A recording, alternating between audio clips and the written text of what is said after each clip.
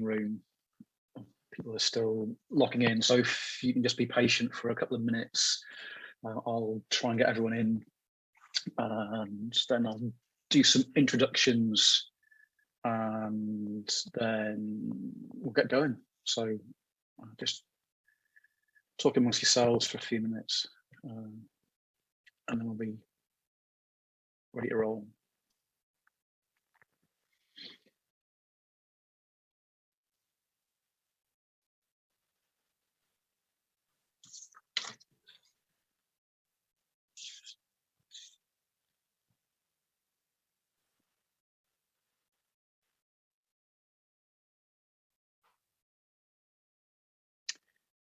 So there's still people pouring in, so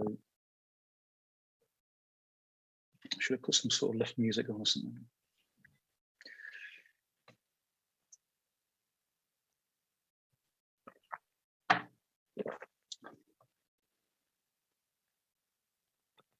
Oh, still they come.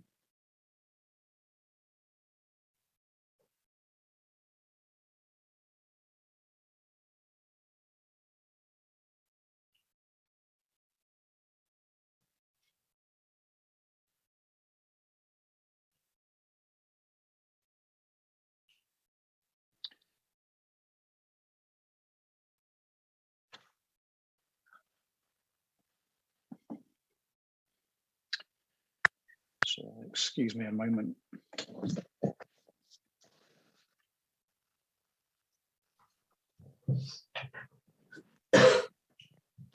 got the address.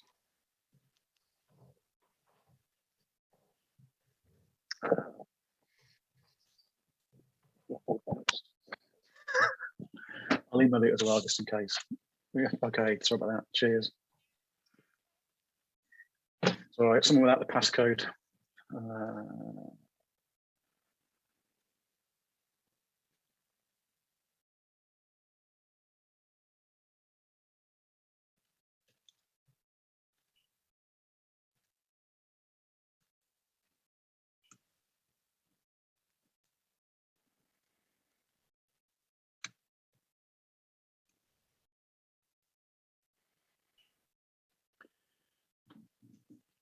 All right, people still coming in, so I'll try and entertain you.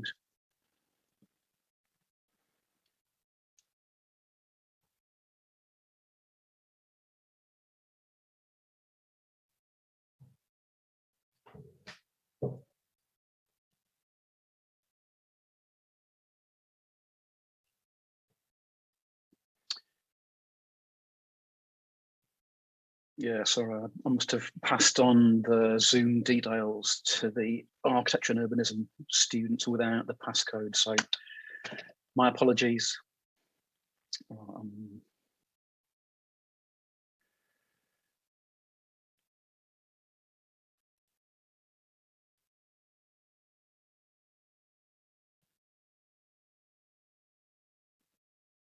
Okay, nearly there.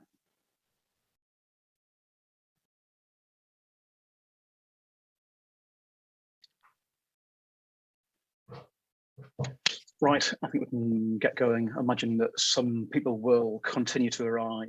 I'll just let them in as they come into the waiting room. So today, this is part of the dissertation preparation lectures, sort of research methods for dissertations. And there's two of us that will be talking this morning. I'll introduce Elaine in a minute. Broadly, the topic for this morning is about context, the kind of context that your own dissertation will fit into, and how we're expecting you to find out more about that context and to make some decisions about how you situate your work in that context. So to say that in different words, it's about finding stuff and working out how relevant that kind of stuff is for your dissertation. So Elaine Cook is from MMU Library. She's service manager and architecture liaison librarian, so you're very familiar with working closely with architecture students, landscape students, with urbanism students. And Elena's going to talk first and work through how to get the most out of the library and how to access other databases where you might find stuff that's relevant for your dissertation. And then after Elaine's finished, we'll have a little break, and I'll then continue and I'll talk a bit more about the literature review as a thing, also literature reviewing as a process that you will need to go through. So I'll say more about that in an hour or so when it's my turn. Right, without further ado, if everyone's happy, I'll hand over to Elaine. I'll be monitoring the chat all the way through. So if you've got any questions, I mean, we'll both pause at certain moments in the presentations and ask you for questions. If you have anything that you want us to clarify on the way through, or you have a question that you want to ask, then please just type it in the chat. So I'll keep an eye on that and either interrupt Elaine if something seems urgent or relevant, or wait until we have a sort of natural pause in the presentation. Right, Elaine, over to you. The floor is yours. Okay, thank you. Hi, everyone. Welcome to today's session. So, yeah, talking about research. Recording in progress. Yeah, library research skills, all the resources available to you to help you with that research for your dissertation. So today's topics, what I'll cover, it's about research strategy, evaluating sources, library resources, and a bit about referencing as well towards the end.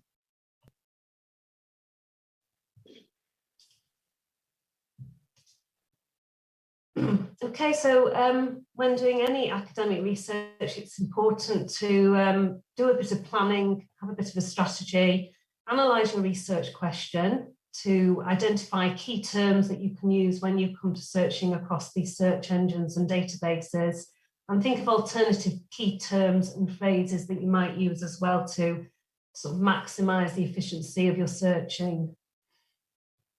So you might want to for example, develop a mind map with different terms, keywords, broader or narrower terms, alternative terms, or just a simple list of terms as well. And this is something you can develop as you go along, find new keywords as you start to do a bit of initial reading, but worth keeping a record of what your searching is and what terms you've used.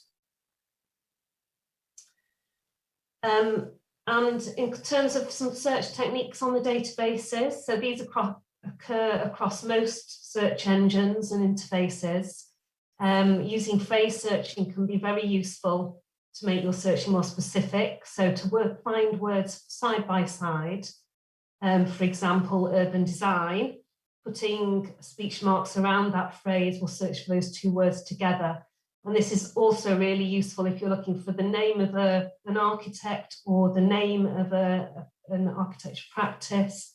For example, David Adjaye or Adjaye Associates will pinpoint those more exact results. And truncation is available on a lot of databases as well, which helps you to broaden your search by finding plurals and words with the same stem. So, for example, you can use the truncation symbol asterisk.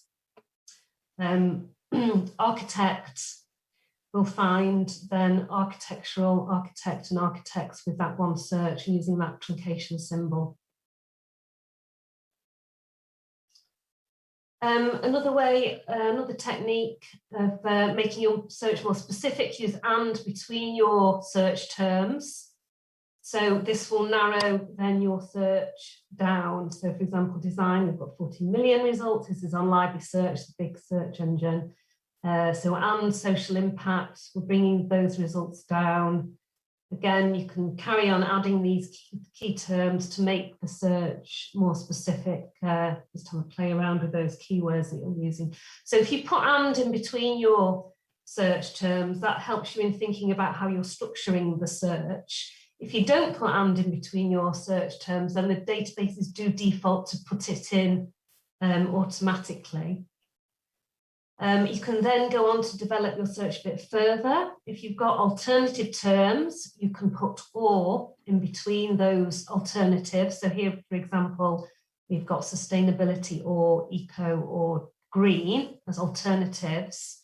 If you do combine it with another search term such as design, you need to put those alternatives in a bracket, in brackets, so that the search logic is correct. So you're developing a search string. So you might try using or and alternatives. If you're just not getting enough results back, try some of those alternatives. And in the lower half of the screen here, another search tip is to always look to see if there's an advanced search on the database. So for example, in library search and a lot of our indexes, there is an advanced search where you can specify the field that you want to search in. So you might search across all fields, or you might choose something more specific like title field or abstract keywords. And it also allows you to construct that search string. So it will be doing the bracketing and such like for you. So you can also combine with and or not between your search strings as well.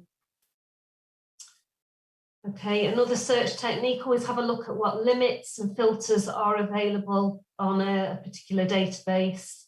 So it might be relevant to limit to peer-reviewed journals, which are the top quality academic journal articles.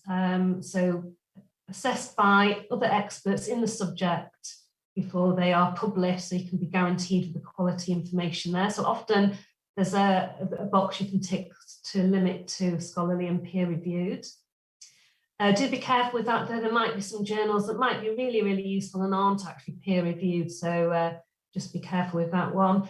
Often you can limit by date, subject, and content type. For example, content, article or book or chapter. And as I mentioned on the previous screen, use the advanced search, often searching within abstract, which is a summary of the article or the book, can be a more specific search as well if you're getting just too many results. Okay, so if you want to do a quick activity now, if you want to use chat, what are some of the main differences between these two types of information? So books and ebooks versus journal articles. If you've got a few ideas about that, you can put it in the chat. Although I realise I can't see the chat, so Stephen, I might need your help to feed back. But yeah, a few differences between these two types of information, books and journal articles, in terms of, you know, the advantages, perhaps disadvantages of those types of information. A minute or two to put, I think, put some ideas in the chat.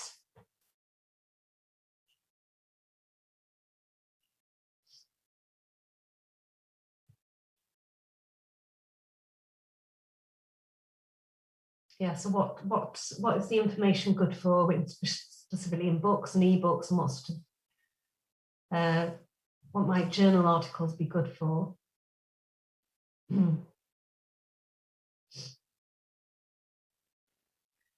Getting some responses now. So first one's maybe journal articles contain the latest information. Yeah, brilliant, exactly.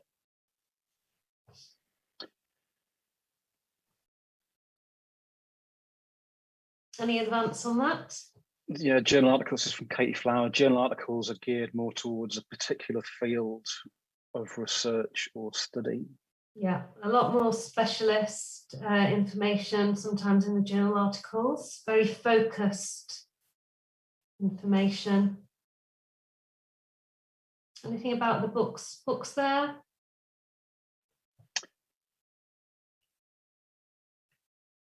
Not yet. So we've got some more about journal articles. From Mara, journal articles tend to be more specialist. From Sally Ho, potentially journal articles are more peer-reviewed. Books, not necessarily. Yeah, probably a bit of both there. Yeah. Yeah. Okay. Right. Let's have a look then. So books and ebooks. Yeah, very good for background information and context. Often theories, models, and can include very specific information. Again, for example, case studies. And as we said, journal articles, a lot more current. So journal articles or magazine articles often coming out monthly. So you might find information reaches the journal articles before it reaches the book. So very current, focus topics, again, provides examples, case studies, and in-depth research on particular topics. So books are perhaps a good starting point if you're just initially exploring a research area. So let's just have a think about evaluating sources. So you probably need to consider all sorts of different types of sources depending on your topic. It might range from observations and blogs, websites, to more academic and quality sources, for example, newspaper articles, books, and the journals that we've mentioned, whether those are peer-reviewed or industry journals. So if you're on an academic database, you can be kind of assured of the quality of those latter resources. Other sources to consider: have a look at your reading list as often a good starting point, and also bibliography. So often for an academic paper, a book or a journal article, there's a bibliography or list of references that the author has used, which can again be a good pointer towards other sources, expanding that search out to related material. So make sure you record your sources, all your sources as you find them, whether they're websites, articles, and books. So it will make your referencing easier. Also means you'll be able to track that article that you found down again. Sometimes it's easy to lose it. If you haven't recorded your search, the way you've searched, or the actual article. So it's good practice just to record your references as you go along. So let's have a look at just a bit about evaluating a source, particularly relevant if you are looking at websites. Take a look at the following source, and in the chat box, if you can type whether it's a good source, a bad source, and the reason why. Now, I'm not sure if you can click on that link to get straight through to it. No, I've just tried. It's... Oh. No, because I've not got chat, I can't actually put that into the chat. I should have rehearsed this. Can you email it to me and I can stick it in the chat?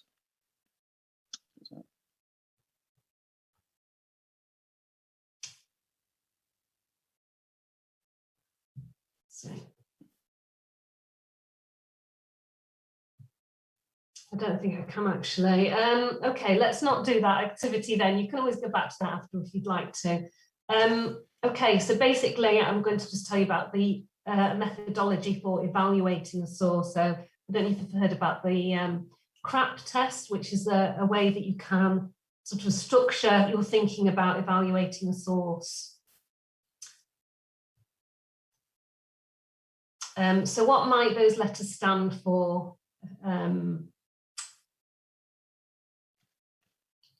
So, yeah, C for currency. So how timely is the information? Is it current or is it out of date? Is there even a date on the website?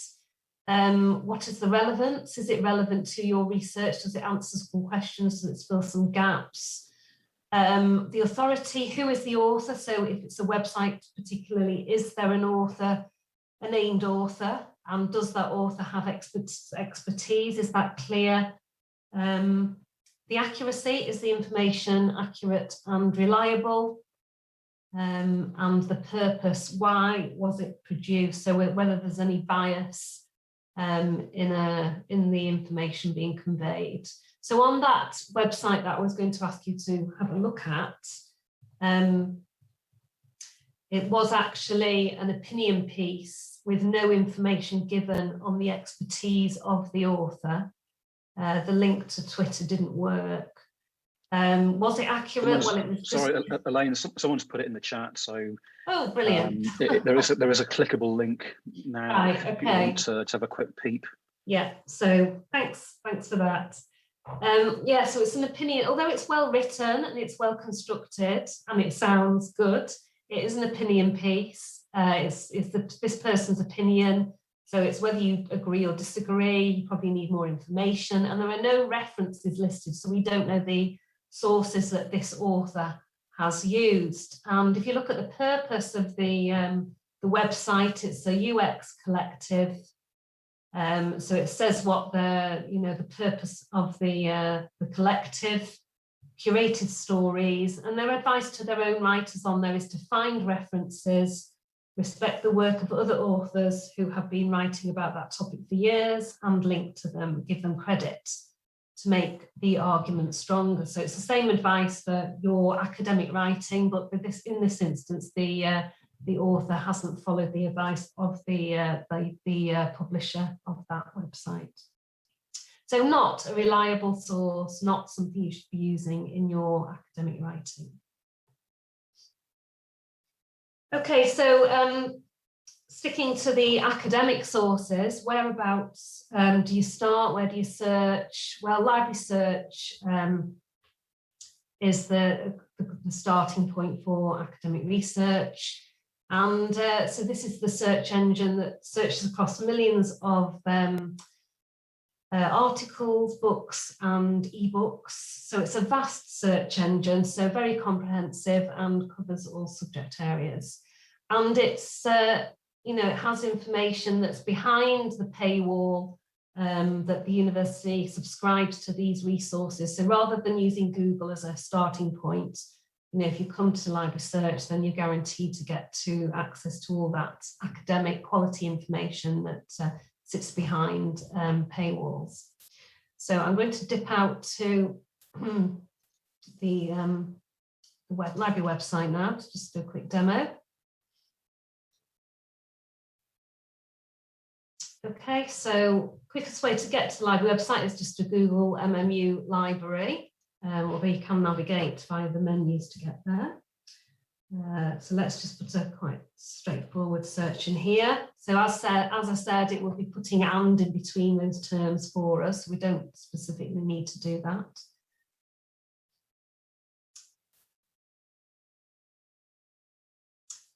And make sure that you do sign in as Manchester Met students. That ensures that you'll see all the information that you've got access to, and also so that you can use the full functionality of library search. That includes being able to save your results, save your searches. So we'll help you keep track of those references. So you can see here we've got 1,000 and odd results in the library there. The first few results happen to be books, and you can see your search terms are highlighted within the abstract or summary there. So if you click on the title, you'll be able to see the full list of contents. See all your terms highlighted, including subject terms, which you can link out to. And you might be, as I say, developing those keywords. You might pick up a few alternative keywords that you can use to increase your efficiency of your search. Now, this particular book is a print book. It's only available in print in the library because we haven't got the View ebook. So in this case, you will need to go and retrieve that book off the shelf at that shelf number 720.47094 with the letters GAU.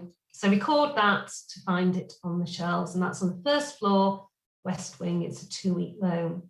If you take any book out, they get renewed automatically You'll just be alerted if someone else reserves a book, you'll be sent an email asking you to return that book. So do keep an eye on your university emails.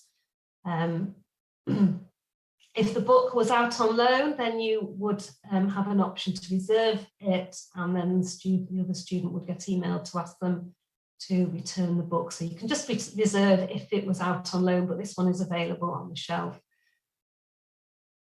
Second book on the list is only available as an ebook. So you can click on that link to get to the full text of the whole ebook. And then you'll find other resources on there, other books that are only available, both e and print. So just have a look at the individual records. So I mentioned about keeping an eye out on the filters available. The filters are all available on the left-hand side here. So you could limit to a book, in which there are 93 books in total. If you are off campus, then you might want to just limit to ebook. But be careful that you don't exclude the print books as well. If you're trying to do a comprehensive search, you should be keeping an eye out for those print books that aren't necessarily available as ebooks. And for the art and architecture subjects, as ever, for some books, they are only available in print because they're often from smaller publishers. They're often very visual, so there's copyright issues with the images in terms of creating an ebook. So again, if you're in Manchester, it's worth coming to the library and browsing in the 720s on that first floor. Again, browsing in the books at the shelves is a good way of finding information too. So don't neglect those print books that are available. And we have a fantastic collection of architecture books in the library on the first floor, all together on first floor west wing, although you'll find some urbanism books on the ground floor at the 307 numbers. Okay, so also down the limits on the left-hand side. So you can clear filters as well, or retain filters as you're searching there. Let's limit to article. Let me just take filters off first. Limit to article. So this is journal and magazine articles. So more specific. We've got 1,000 results there, so much higher number than for the books. And so the first item here does happen to be available online in full text. It's in the journal, the Architect's Journal, and you've got the volume and the issue or part number there, the date and the page number. So this one is only 1 page long, so that gives an indication of how detailed or how much information is there in that particular article. Again, you can click on the title. You'll sometimes get an abstract available at this point. Or you can click straight through to view full text to load that into the screen. You may sometimes land it on a specific database here and have to rerun the search, but sometimes it lands you directly at the article. So there's the article in pulling from one of our databases. Okay. So let's go back to the search results. And I mentioned being able to limit by peer-reviewed. If you are off campus again, you might want to limit to full text only. But again, we have a lot of print journals in the library, about 300 art and design journals. So again, you might want to come and browse those on the second floor east wing. So you'll find all the architecture, design, landscape journals in one place there on the current shelves. Or if you are off campus, you can't get in, click on full text. And a lot of those print journals are indexed, so they will come up on the results. It's just that there will be an extra step to get that journal article. So you could limit to peer-reviewed, so that will limit changing from 1,000 results at the top so it's gone down to 700 results that are peer-reviewed. Okay, and depending on your search criteria, your topic, you might want to limit by date as well if it is contemporary material especially, or you can put a custom date range in that field there. I did mention another way of refining your search is to look for the advanced search on any database. So here at the top, you've got a link to the advanced search. And this is where you can specify the different fields. You might have an author field, title, keyword, abstract, and you can use the and or not operators. Not will exclude a phrase if you're getting a lot of, say, architecture computing information you don't want. You could exclude computing as a phrase, perhaps. So yeah, you can put those different terms in and have a play around to just refine that search a bit more, add more rows if you need to. Okay, back to our search screen. Let me just not signed in again here. So keep an eye on the top here to see if you're remaining signed in.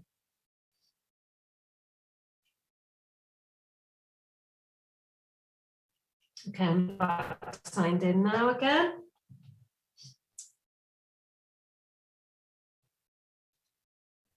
Let's do another search. So I was going to just point out the, in terms of keeping track of your references, being able to save articles or books that you're interested in, the references, so you can click on the save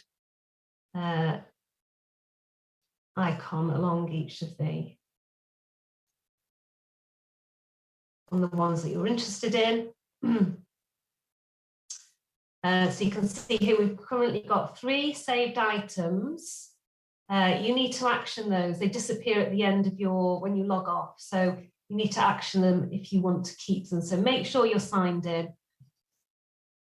Go to your saved items, and then you can, if you want to save them for the next session, you can create a list, and then they remain in that list under your ID for you. You could also email them to yourself. You can use the citation tool as well. So if you use this, this can help you with formatting your references, but there is a word of caution here as well. So here we can select a citation style, and I'm going to talk a bit more about referencing towards the end of the session. So you can select Harvard style. There isn't actually, we use MMU Harvard at the university. There isn't an MMU Harvard style to select from, but Harvard will be the closest to that. So it gives, it formats the reference for you. So your authors, the title of the book in this case, and the publisher and the place of publication. Okay, but what you will need to do is just check that version against MMU Harvard, just to make sure they're not capitalizing certain areas of the reference where they shouldn't be. So it's just to be consistent, but I will move on to referencing towards the end. Okay, so that site can be quite useful.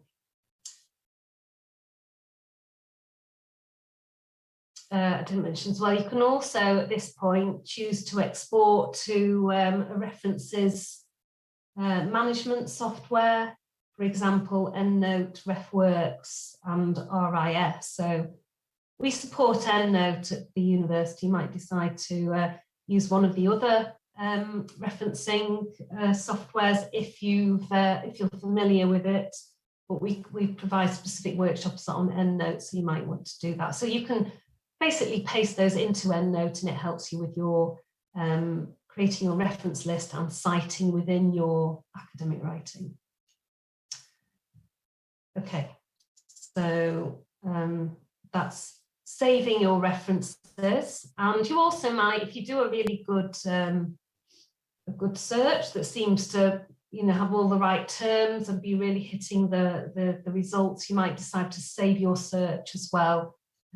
So you can rerun that if you want to you know, keep up to date and check if there's any new articles published, then it might be a good idea to save a search as well.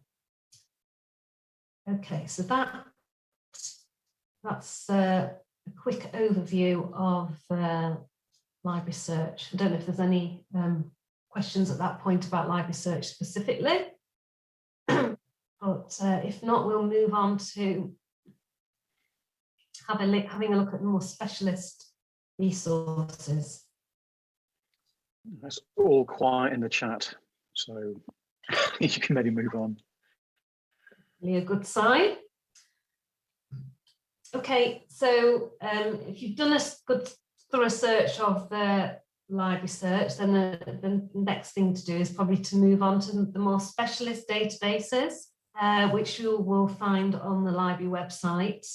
And a lot of these specialist databases, library search, the big search engine does not search across them, or it doesn't search across them very comprehensively. So you will need to go to some of the specialist databases. And the way that you can access these is to, from the main homepage of the website, select Browse by Subject.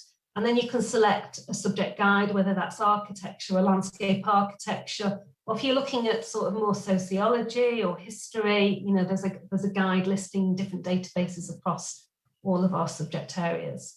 If there is a database you know the name of, obviously then you can use the Find a Database list. There's an A to Z list on the website for you as well. Okay, so shall we try another activity? So we'll do a bit of a scavenger hunt. If you want to go and explore a subject guide, so via the library website, if you can find a database, you can find the subject guides first of all. So click on Browse by Subject and find a database on the architecture or landscape architecture subject guide. And bring it back into the chat, the title of the database and what sort of information does it contain. So quickest way to get to the library website is just to Google MMU library, if you don't want to put the web address in. Then find Browse by Subject. You might need to just scroll down the website page, find Browse by Subject, and then you'll get a list of our subject areas. So you can select architecture or landscape architecture. Once you get to the guide, scroll down the guide until you see a link to explore databases. Okay, so a couple of minutes to do this. Don't all bring back the first database on the list. If you can have a scroll through the list of databases that you hopefully find, to find the title of the database that might interest you, and put the title in the chat. A summary of what it contains, whether it's journal articles or books or some other type of information. And hopefully Stephen won't mind reading out some of the databases that come into chat. Yeah, of course. If you're having any problems finding that, the databases within the subject guides, just put that in the chat. I can dip out to demonstrate it if necessary.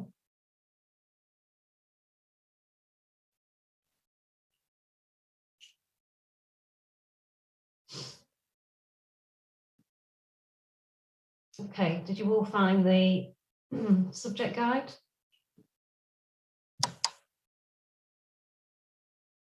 Or people seem happy enough. I've had one return so far from Sally Ho, who's found the RBA British Architectural Library Catalogue online. Brilliant. Yeah, that's a great resource, especially if you just want to find architecture, journal articles. Got someone, Amanda's come back with Digimap, maps and geospatial data. Right, yeah. I've had a request from Sadia. Could you demonstrate it? Or at least maybe getting from the library homepage into the databases. Yeah, okay, so let's share the. Okay, so I'm in the library search, click back on the library here. Okay, so the library website, a quick way, search tools at the top, and you can click on subject guides, or scroll down a bit, and you've got browse by subject here.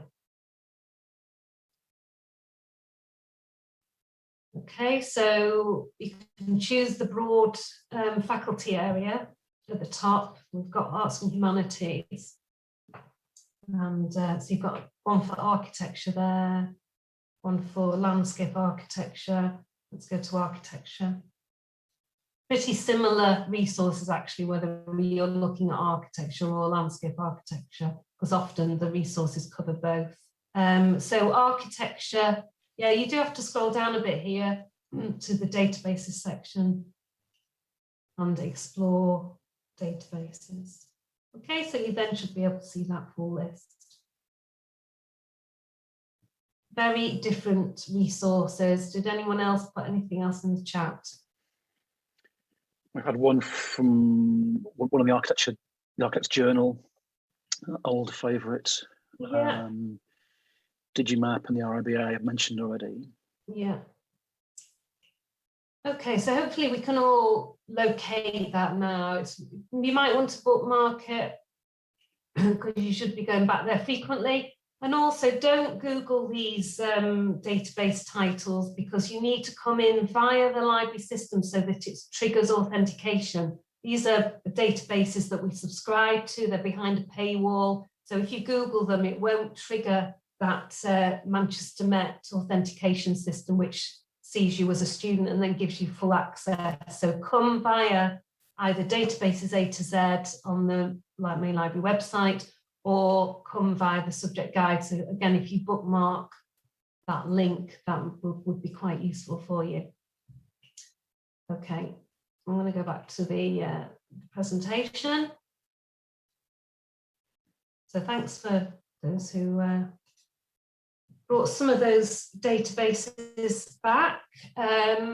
So some of the ones that you might have found on there, we mentioned the RIBA library catalogue. That's the catalogue of the holdings of the RIBA library in London, but they do index the architecture journals as well. So there's a full index of journal articles on there. So again, if you're getting overwhelmed on library search and you need to drill down to architecture, that can be another good point to look at. You've also got things like LinkedIn Learning on there for online tutorials on any bit of software you might need to use. Digimap was mentioned. Some of these I'll move on to in a bit more detail. But we've got journal indexes in there. We've got books, ebook services, and so lots of different types of information. So one of the databases you might come across is the Construction Information Source. So this is a brilliant database for all the technical information related to building. It's got lots of government information from associations. It's got over 500 publishers, and RIBA, all the RIBA published books you'll find within this database as well. The NBS building regulations are all available here as well. It's all in full text. You can browse by publisher or do specific searching. So really is an important one to have a look at. Building studies in there as well as some of the technical design information. And then we had as well some journal listings on that database list, services such as Art and Architecture Source, which covers 700 full-text journals, including the Architectural Review. And the Avery Index, again, it's a listing of architecture journal articles. So about 900 architecture journals indexed And it's an international listing, so we're not necessarily guaranteed to have every journal that's listed on there, and you'll need to, on Avery, use the Find It link to check if we've got an online or print subscription if you find an article in a journal that looks useful.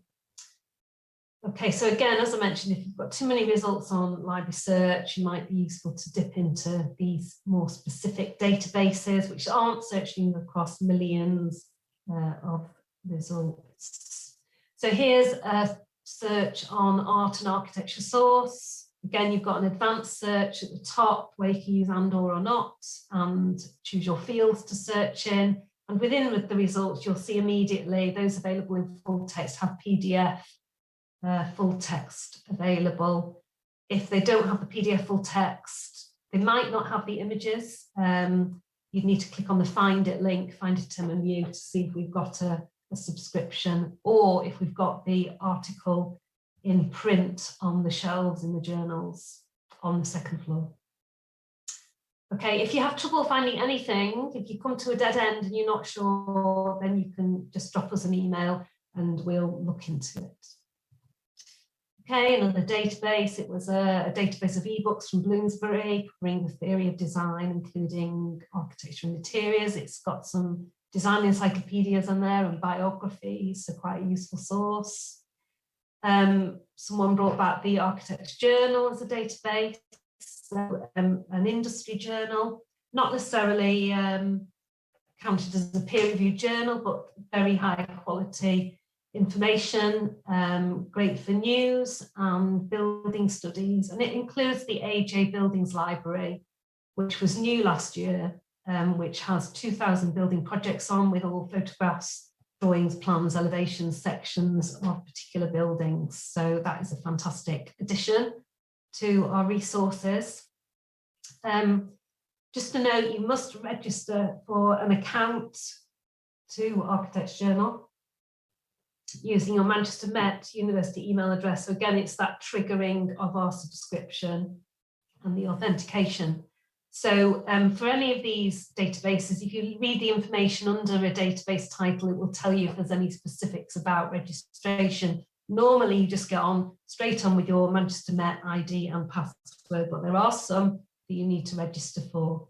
And Digimap is another one that you will need to register for, or renew your registration if you've used it before. Okay, so Architecture Journal, the Buildings Library screen. So you've got an advanced screen on here as well, so you can search very specifically. This search for Manchester, you can search for practice or architect's name, building name, and link to any of those 2,000 projects. And new this year is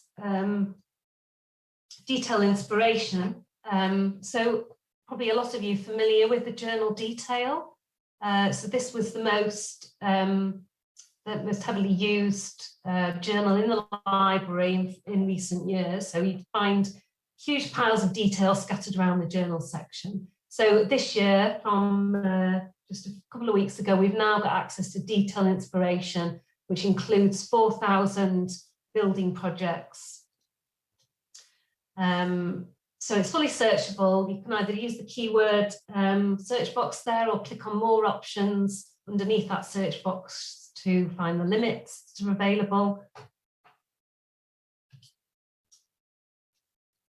And you can see the quality of the information that you're getting. So it's literally what was in the detailed journal is available digitally. So you can open a particular document. So this is the journal as it would have appeared.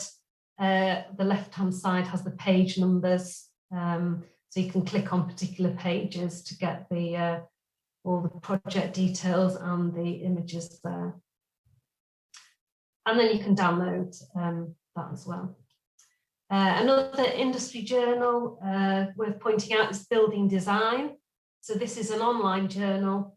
Again, it has lots of building studies on there, as well as news, jobs, lots of other useful information.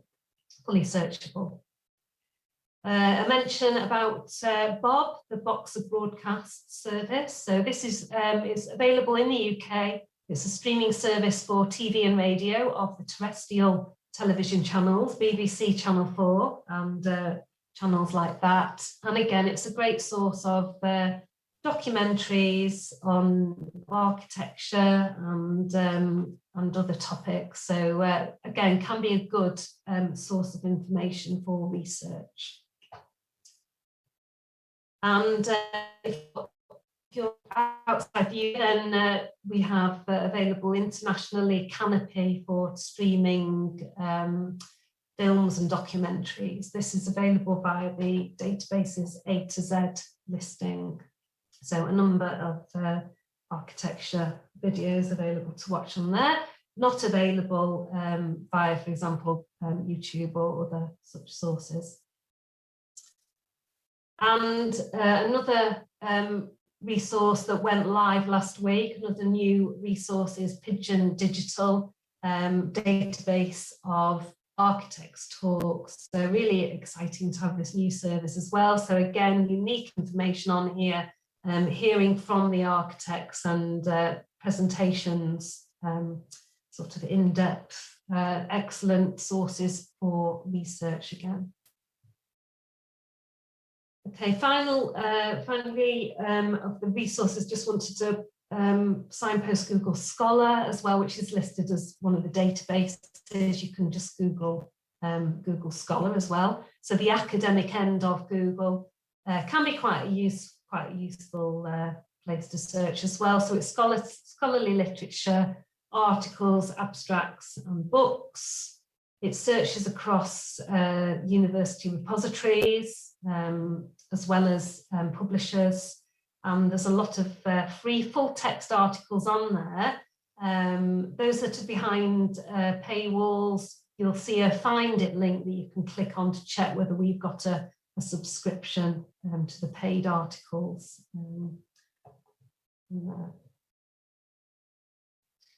On the architecture subject guide or any of the subject guides, you'll find further help.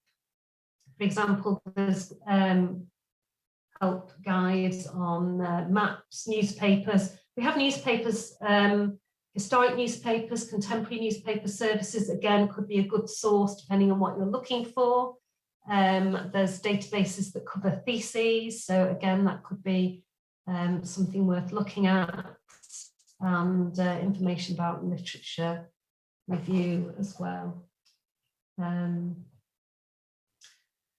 Okay, so I've just got a few slides on referencing. I don't know if there's any questions about searching that have come into the chat in the meantime. If I just move on to a bit about referencing. Yeah, it's all quiet in the chat. Okay. Okay, so referencing, very important. Why do you need to reference? To acknowledge the research contributions of others and avoid plagiarism.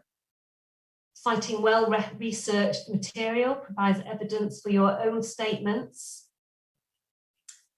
And so it allows others to locate the information that you've used and read. So person marking your work or assessing your work can trace back to that original material that you've used. It demonstrates you've read around your topic, and the citations separate your ideas from those of others, again to avoid that any plagiarism, and it is standard academic practice. So citation is an in-text indicator of the source of the information. So here, for example, Shields and the date that the book or the article was published, 2014, in brackets. And the bibliography is the full details of the sources that you've cited in your work, i.e. your reference list and sources that you have read to inform your ideas but have not cited in your work in alphabetical order. So this is the list of references or the bibliography at the end of your assignment or dissertation.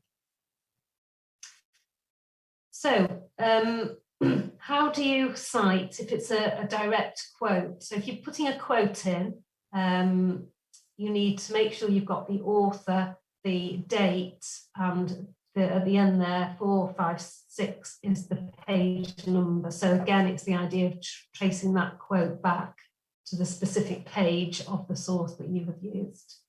And if it's an online resource that you're quoting from, you won't have a page number, so you will simply put online. So here we've got BBC as the author, 2016, and online as the date.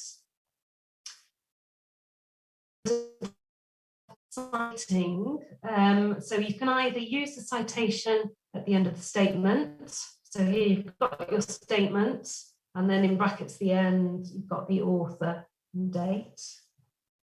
Or you can use the author's name in your writing. So here, Cottrell, and then bracket the year suggests that. So that's embedding it within the actual sentence rather than putting it at the end. So here's an example of a reference list, different sources listed on here. So the top reference there, we've got the author, the date, the title. This is a journal, so you've got the title of the article, Fighting for the Global Catwalk, followed by the title of the journal, International Journal of Urban and Regional Research, the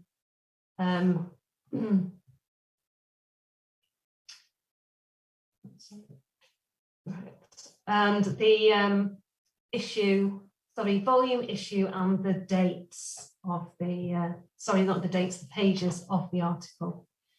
Secondly, you've got an online image. Obviously, anything online, you're going to need to put the website in, and also not only that, the date accessed. Okay, so we've got a range of books, articles, and websites on that reference list, so a good range of resources.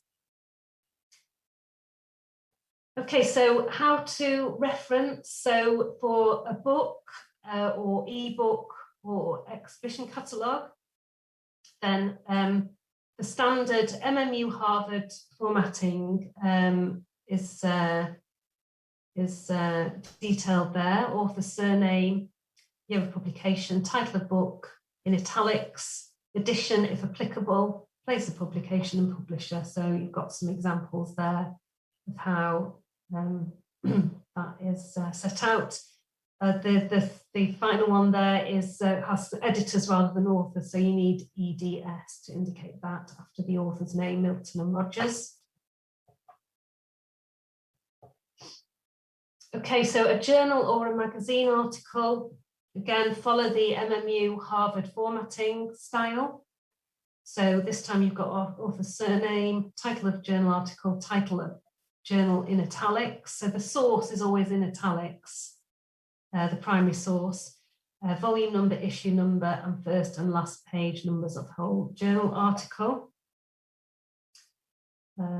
Sorry if this box is getting in the way. I'm presuming you can see that.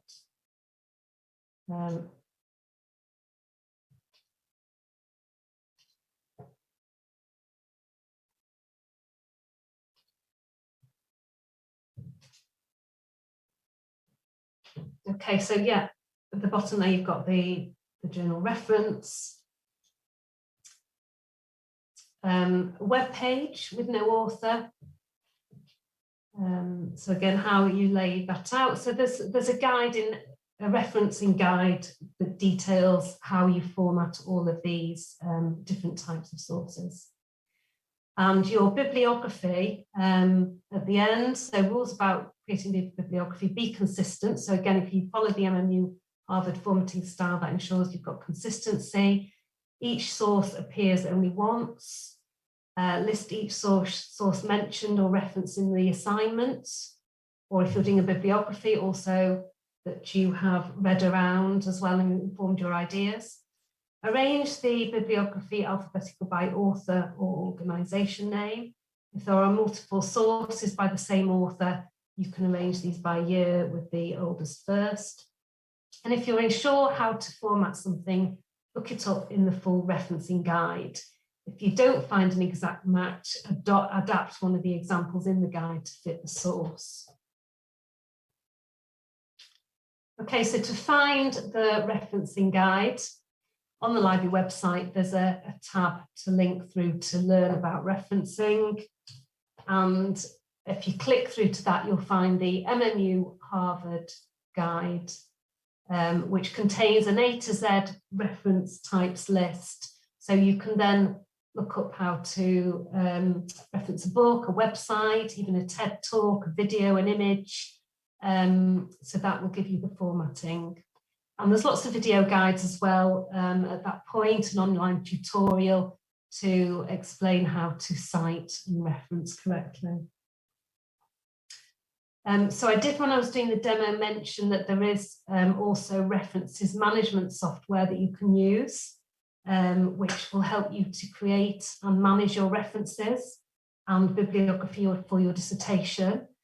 And as mentioned, Manchester Met, we support EndNote. So there's lots of guides, videos and workshops available on the library website. So if you want to explore that, have a look at the guides available. It might be just worth working through a few of the videos and then perhaps booking on a workshop if you want some more help with that. And as I said, EndNote isn't the only referencing management software available. There are other software that does that as well that you might want to explore. Okay, if you need any help, then our workshops are listed on the library website under Study Smart, and you'll find a range of workshops on finding information, referencing, EndNote, and lots more as well. So there's the EndNote online workshops, for example. So yeah, do book onto a workshop if you want to have a look in more detail at any of these things. So just to recap from the session, so back to the start, search strategy, think around your topic, note down keywords, think about alternative terms, add further terms and themes as you find them, decide on the sources that you need, and you do need, so if anything, any of the online resources aren't quite working correctly, just drop us an email, do let us know so that we can investigate. Or if you're not sure of what resource to use, you can contact me via the library@mmu.ac.uk email as well, and I can provide help via email or video appointment. And just before ending as well, these are obviously all the resources that Manchester Met Library subscribes to. Don't forget, Manchester University there will be a lot of overlap in the resources, but there will be unique resources in both institutions. So if you're not finding something on the Manchester Met systems, you might want to also have a look at Manchester University Library as well, and include that as part of your searching. Okay, so that was it for now. If you've got any questions, please do put them in the chat.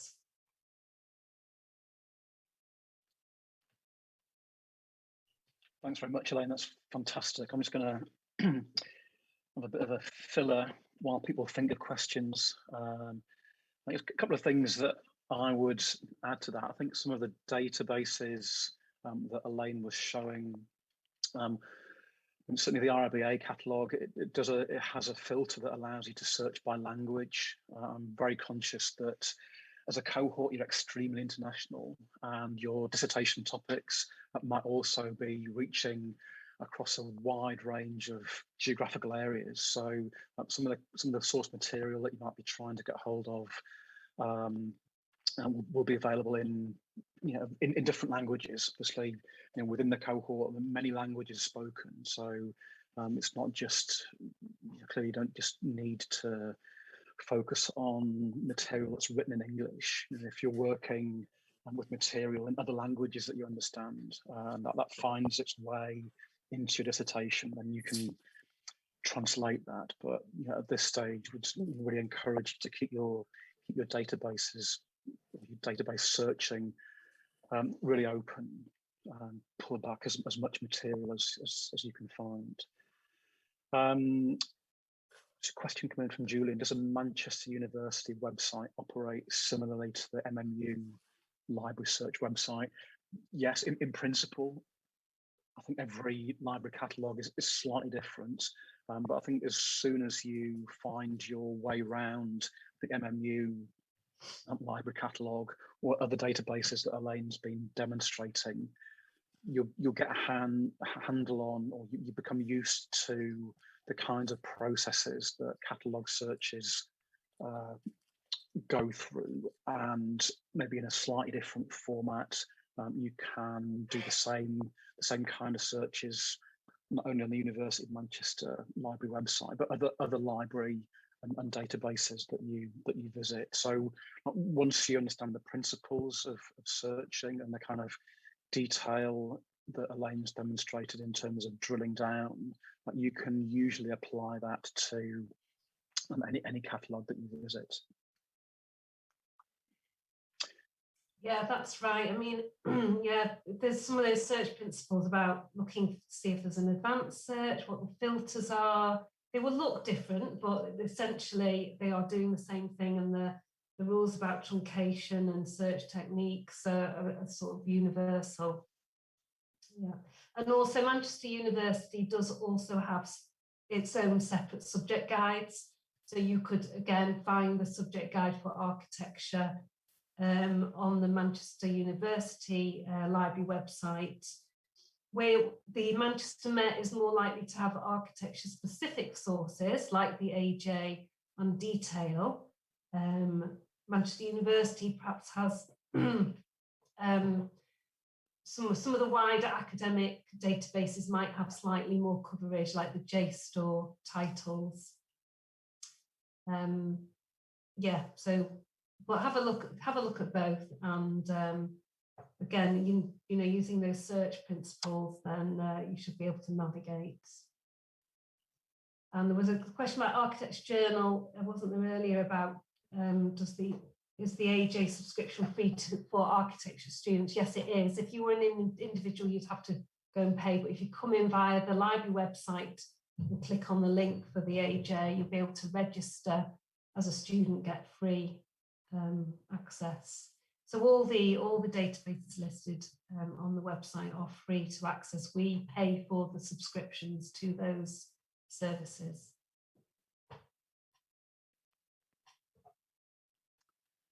Well, there's no more questions coming in, so I'll take that as a sign of full clarity, or at least for now, full clarity.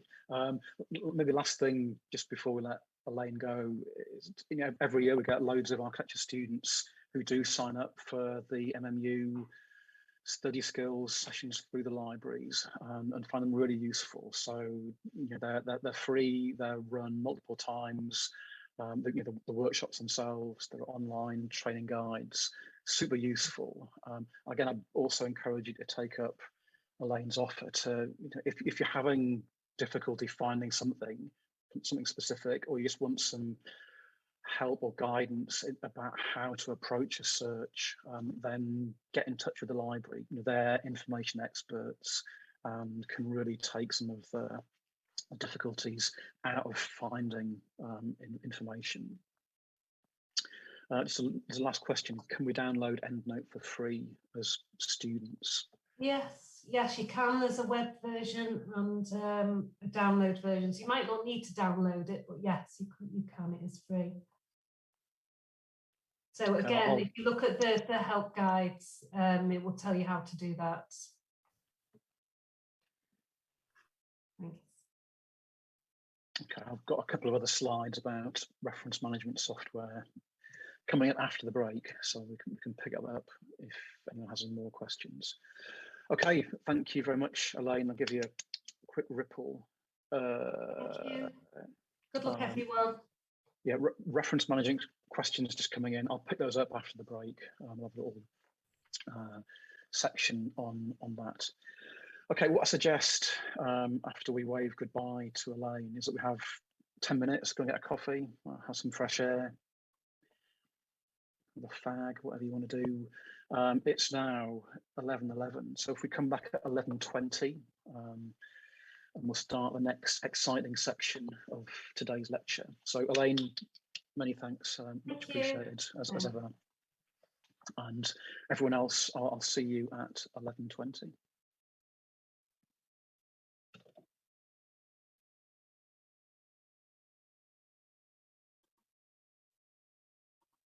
Thanks, everyone. Bye.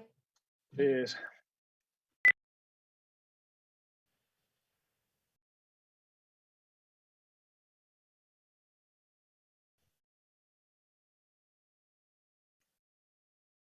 Okay, are we good to go?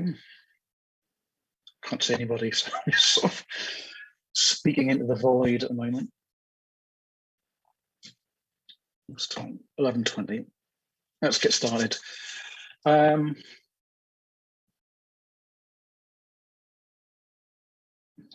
the slides.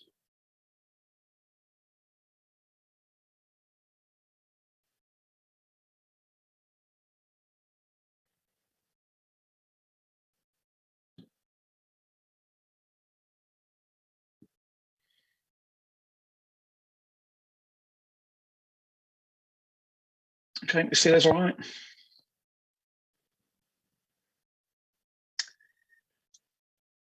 Oh, I'm trying to find chat as well.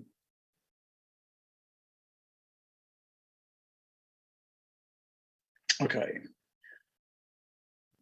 Right, I should have introduced myself at the start. I'm Stephen Walker, Head of Architecture at University of Manchester. So I'll have met some of you in the induction sessions, but not necessarily all of you. So hello. I'm going to be talking for the rest of the morning about, well, more generally about literature reviewing. And I'll be talking to you again next week about methodologies, and these connect together, but also link back to some of the issues that Leandro will talk to you about in the previous lecture to do with research design. In many ways, what I'm talking about, it complements the presentation that Elaine has just given. Elaine was talking in detail about some of the mechanics of finding stuff. I'm going to zoom out and talk about why you need to find it in the first place, how that forms a really important part of your dissertation work. Also, it forms a really important part of studio work, finding the right information, analysing it, and presenting it back in some format. So all of the context for these lectures as a dissertation, clearly it spills over into other areas of your life. So I've got half an eye on the chat, I've got half an eye on the waiting room as people are popping back in, and I'll try and concentrate also on my slides. So multitasking. This is what I'm going to be talking about. First is to try and contextualize the literature review and explain how it fits in your dissertation, as a document, as a piece of work, but also as a process. I'll talk a little bit about finding stuff. I'll do a very patronizing section on reading and writing. Maybe we'll have another break if you're feeling like you need some oxygen. And then I will work through some examples. There's quite practical ways of developing literature reviews. And then finish with a very short section about tips and tricks. Obviously, at any point, if you've got any questions, either shout out or stick something in the chat. And this is meant to be useful. So if you don't understand something, let me know and I'll try and clarify it. So that's the plan. I also should say that there's a bit of overlap between the presentation that Elaine has just given and what I will go through now. So I'll try and skip over those pieces. Also, there's deliberately too much information in the slide, so I'll be quite selective in terms of what I make reference to. And the idea is that we're talking, I guess, for all of these lectures, talking quite generally about how to begin your dissertations and try to provide you with some broad orientation and framework that helps you to get going. Our ambition is by the end of this academic year, and we've got best part of 200 very different dissertations that come back. So for all of you, how you study it, so try and translate these generic lectures into something that's useful for you, or that starts to feel useful. So for that reason, there's too much information on the slides. We'll put them on Moodle, and as you begin to start work properly in your own dissertation projects, and you can go back to the slides and pick up more detail from them in sections that you think are relevant for your own approach. So I will speed through some of these rather than trying to go through everything. So just to kind of recap some of the broad approach to dissertation, or any sort of research project that Leandro will have introduced last week when he was talking about research design. So for all of you in some way, you'll have some kind of research question or questions, some kind of research hypothesis that helps you get your own dissertation topic going. What are you trying to find out? For all of you in very different ways, that question will fit into some kind of research context or some kind of academic or architectural context, which is really where I'm focusing today, but it links back to the question, and it also links forward to how you actually explore that question, which is the topic for next week's lecture. I can tell you can barely wait for that. So next week we'll be talking about research methodology, but these three things fit together. They don't happen in a linear order, and you'll be thinking about your research questions and refining them while you're doing some kind of literature reviewing, while you're trying to develop or refine a methodology. And when you make decisions about one, it will affect the other two. So these three things will circle around constantly for the next few months. They will eventually settle down, but that's probably by February or March next year. It's fine for them to be fluid for the foreseeable future. So I'm going to I want to zoom out and talk about the principles and some of the practicalities of doing a literature review, which is really how you establish the context for your dissertation. So to start from the back, really, a literature review traditionally can be a formal section or a chapter in a dissertation. So you might have a chapter that's called the literature review. The same in PhD dissertations, PhD theses. I'll show you some examples. So that might be a section of your work that you submit that is identifiable as a literature review. It's got a title, literature review, and that's where you gather some of this work up. But before you get to that point, it's much more important that for all of you, you think about literature reviewing as a process. It's something that you all need to go through somehow, no matter how different your dissertation topics actually are. And it's that kind of activity that I want to explore in a bit more detail today. So when we're talking about literature review, literature as a word has certain kind of connotations. It sounds quite academic. At this stage, I'd encourage you to approach that quite broadly and think of literature as stuff. It's the stuff that you're exploring, you're searching for in order to get your dissertation started. So Elaine's been talking about books and journals and articles. She also mentioned documentaries and films, building studies, but it could be a whole range of other things. It could be talking to people, it could be visiting archives, it could be artifacts, buildings, TV programs. All of this stuff counts as literature in a broad sense. when we're thinking about the context for your dissertation, all of this might be relevant for you. Some of these things might be more relevant than others. So you have to navigate quite a wide range of stuff and begin to identify things that make sense for your topic and for your context. So when I'm talking about literature, it's this big bag of potential stuff that we're trying to understand. So also to split literature reviewing into two different sections, or two ways of thinking about it, both of which are relate to the presentation that Elaine's just given.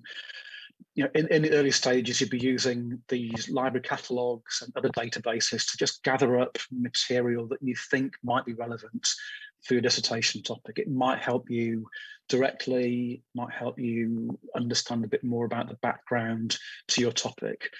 I'd really encourage all of you to be greedy in the early phases of writing your dissertation. Gather up loads of stuff and then begin to work through it, prioritize certain things, reject other things, leave other bits in the background. Some of the material that you gather through library catalogue searching will help you later on in the process.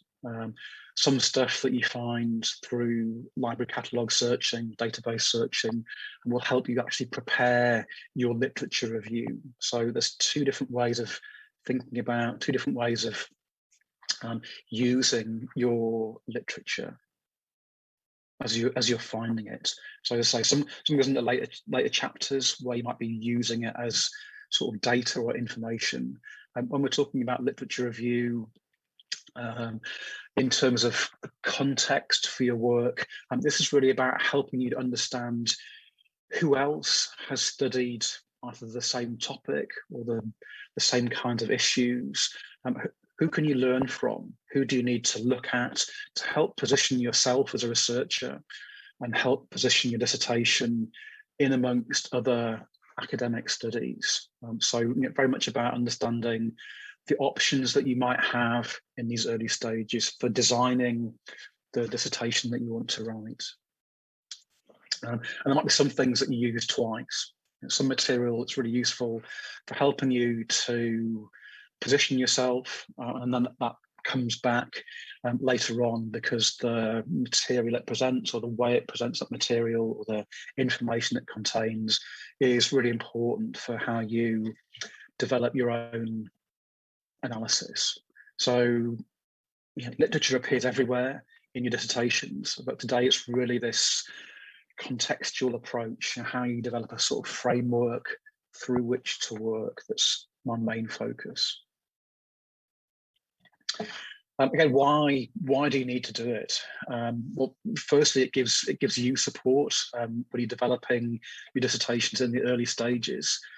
Again, really important early on that you can use the literature review process to convince yourself that the broad topic that you're proposing for your dissertation is viable. You can convince yourself that there's enough information out there in language or languages that you can understand that will allow you to complete this large assignment. So it just gives you the reassurance that there is enough material for you to work with. Or conversely, if you're working in a very popular area, might be that you need to do a literature review to really focus down the approach that you're taking so that you can make sure it's a manageable project. Also, there'll be some of that process that you pass on to to the people that read your dissertation, that gives them some kind of background, to help them to understand where your particular study is situated. It might be giving them information about kind of approaches that you're taking. It might help them might reassure them, and particularly the people that are assessing your dissertation might just reassure them that you are aware of the kind of key debates or key approaches that are relevant for your chosen dissertation topic. So it's a chance for you to reassure yourself and other people that you're familiar with the kind of key work in your area. So this is what we mean by situating your own dissertation ideas back into some sort of research context or architectural or practice context. And it's also useful because for some topics, it helps you to provide a benchmark against which you can evaluate the specific information that you find. Okay, I won't go through all of this. It's something that maybe flick back on or flick back to. Most important, I think, out of this list is that doing a good literature review early on, it can identify where your dissertation can succeed, or to say the same thing in reverse, helps you to avoid fruitless searches. It might be that you've got what you think is a great idea for dissertation, but an initial literature review can demonstrate to you that there's something about either the question or the way that you're proposing to take it forward that's simply not viable. In which case you would need to revisit the question and either change it radically or refine it slightly, and then try again to make sure that the literature that supports that approach is there for you. Establishing a context, we've talked about already. Also, literature review is a chance for you to develop or identify, develop and share any kind of specialist terminology that comes with your chosen topic. Again, that might be terms that you're already familiar with as you find your way into what's possibly a new subject area. There might be technical language that's associated with that, or technical vocabulary that's associated with that area. And doing literature review just allows you to understand a bit more about the terminology that you will encounter doing a detailed study in that area. Again, that's something that you can pass on to your readers. And then lastly, it just allows you to place your own research, your dissertation into a longer line of other research that's been done on that topic. Okay, literature reviewing, sort of moving from the catalogue searches that Elaine was demonstrating into the process of evaluating literature for your own dissertation. Literature reviewing, it's not just establishing a list, it's then analysing and assessing the kind of material that you're pulling back from those catalogue searches. So you're trying to evaluate whether these things are useful for you. If you think they're useful, why? How do they help you? So Elaine mentioned the CRAP test. That's one way of evaluating material, but there are others that I'll talk about in a bit more detail on the way through this morning. Literature reviewing, again, this will soon require you to exercise some kind of control over the material that you're finding. You don't need to, you're not expected to review everything evenly. You'll find some material that is a real priority for you because of the nature of your dissertation topic or the questions that you're asking. Other things are just simply there in the background that you think are useful to mention, either historically or just to set the scene. So use your judgment, identify things and spend time pursuing things, reading them in detail that are central to what you're doing. Reject things that you thought might be useful, but on further investigation proved not to be so good.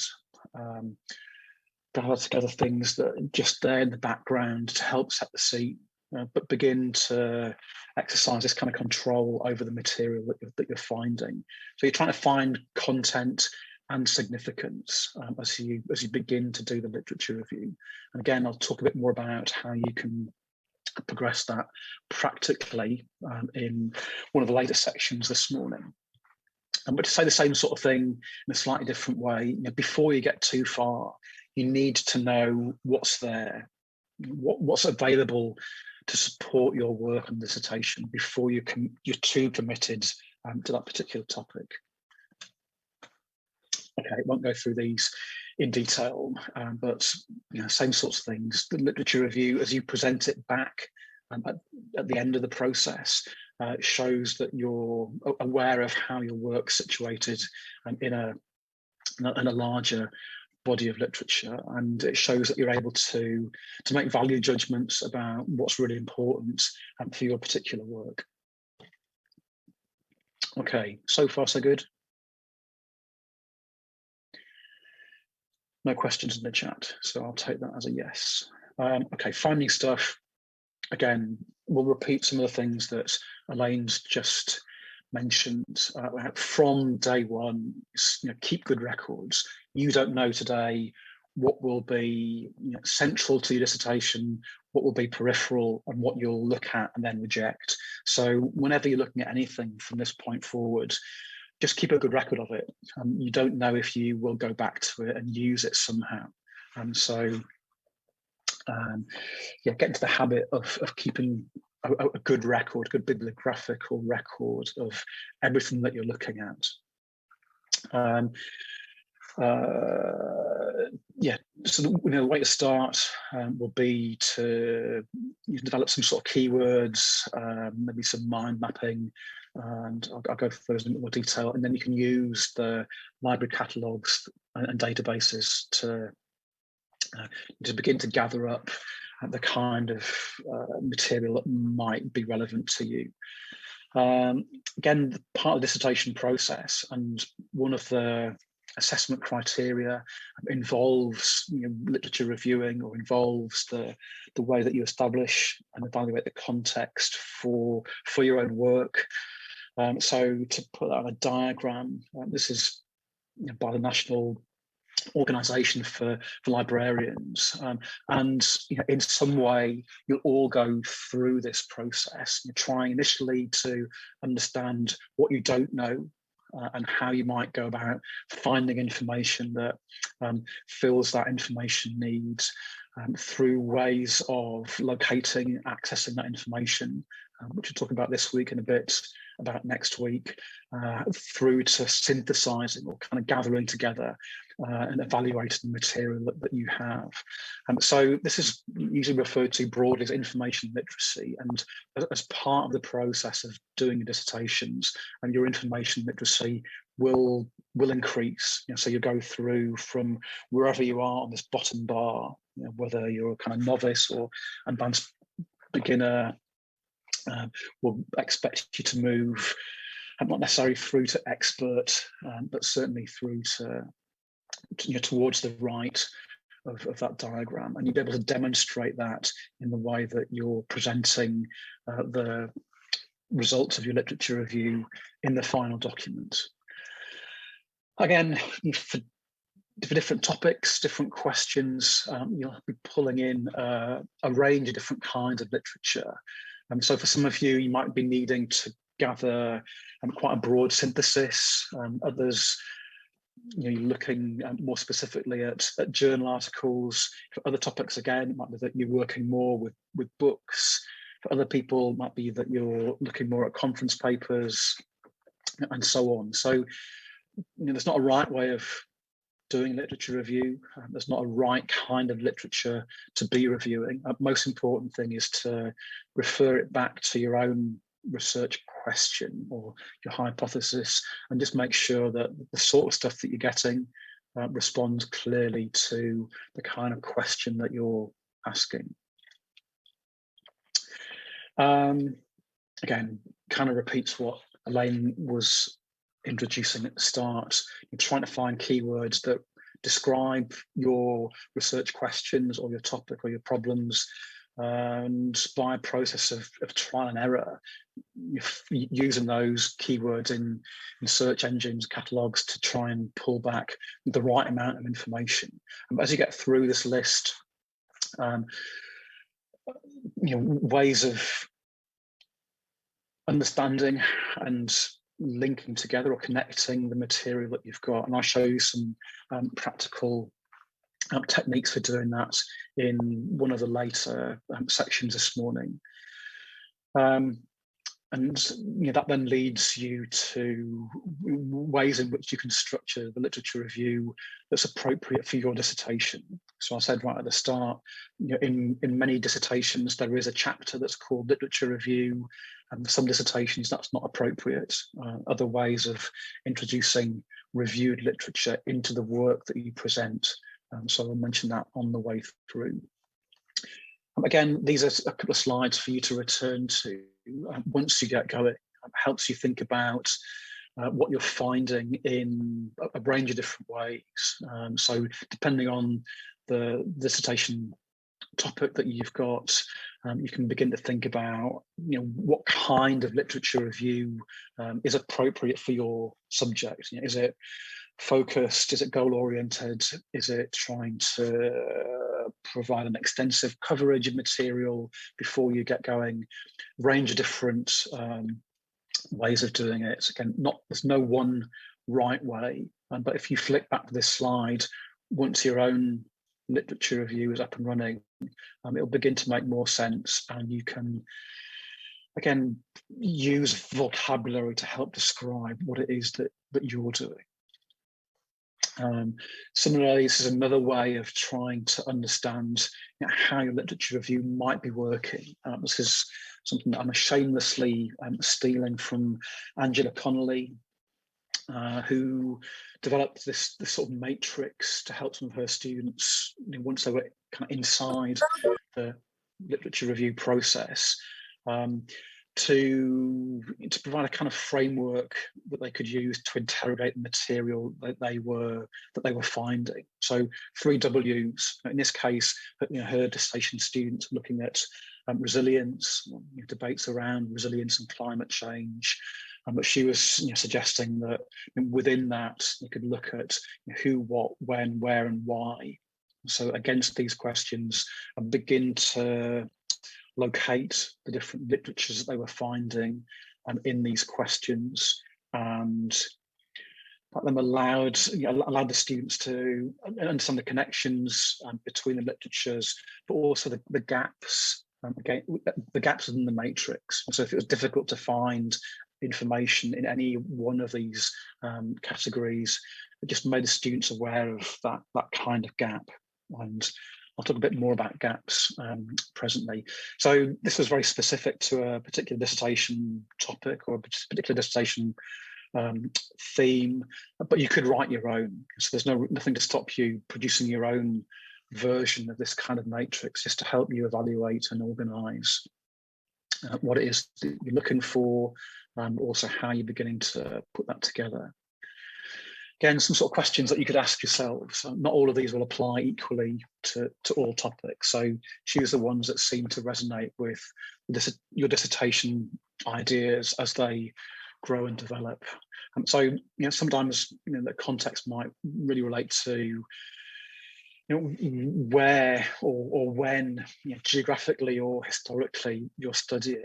It might be that you're looking at work of a particular architect or a particular group, and that will help you to focus on a material that just sets the scene around that period of history, that geographical or cultural area, that particular architect or a particular practice, and so on. So you're trying to find material that's worked in the same sort of academic territory, and you just gather that together, and that can help you to get going. It can help you to develop your questions.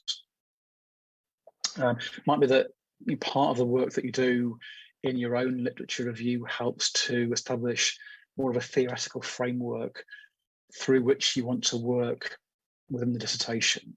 So again, you might be looking less at architectural practices or histories or geographies. It might be that you're looking more specifically at ways of writing, or at theories that other people have used to analyse and understand architecture. So again, you could take a theoretical framework as your starting point. Effectively, it might be that you're asking a theoretical question, and that will lead you to a kind of literature review that's much more theory-based. Again, for some of you, it might be that the nature of your question leads you to a key text that kind of dominates study of a particular person or a particular place or theme.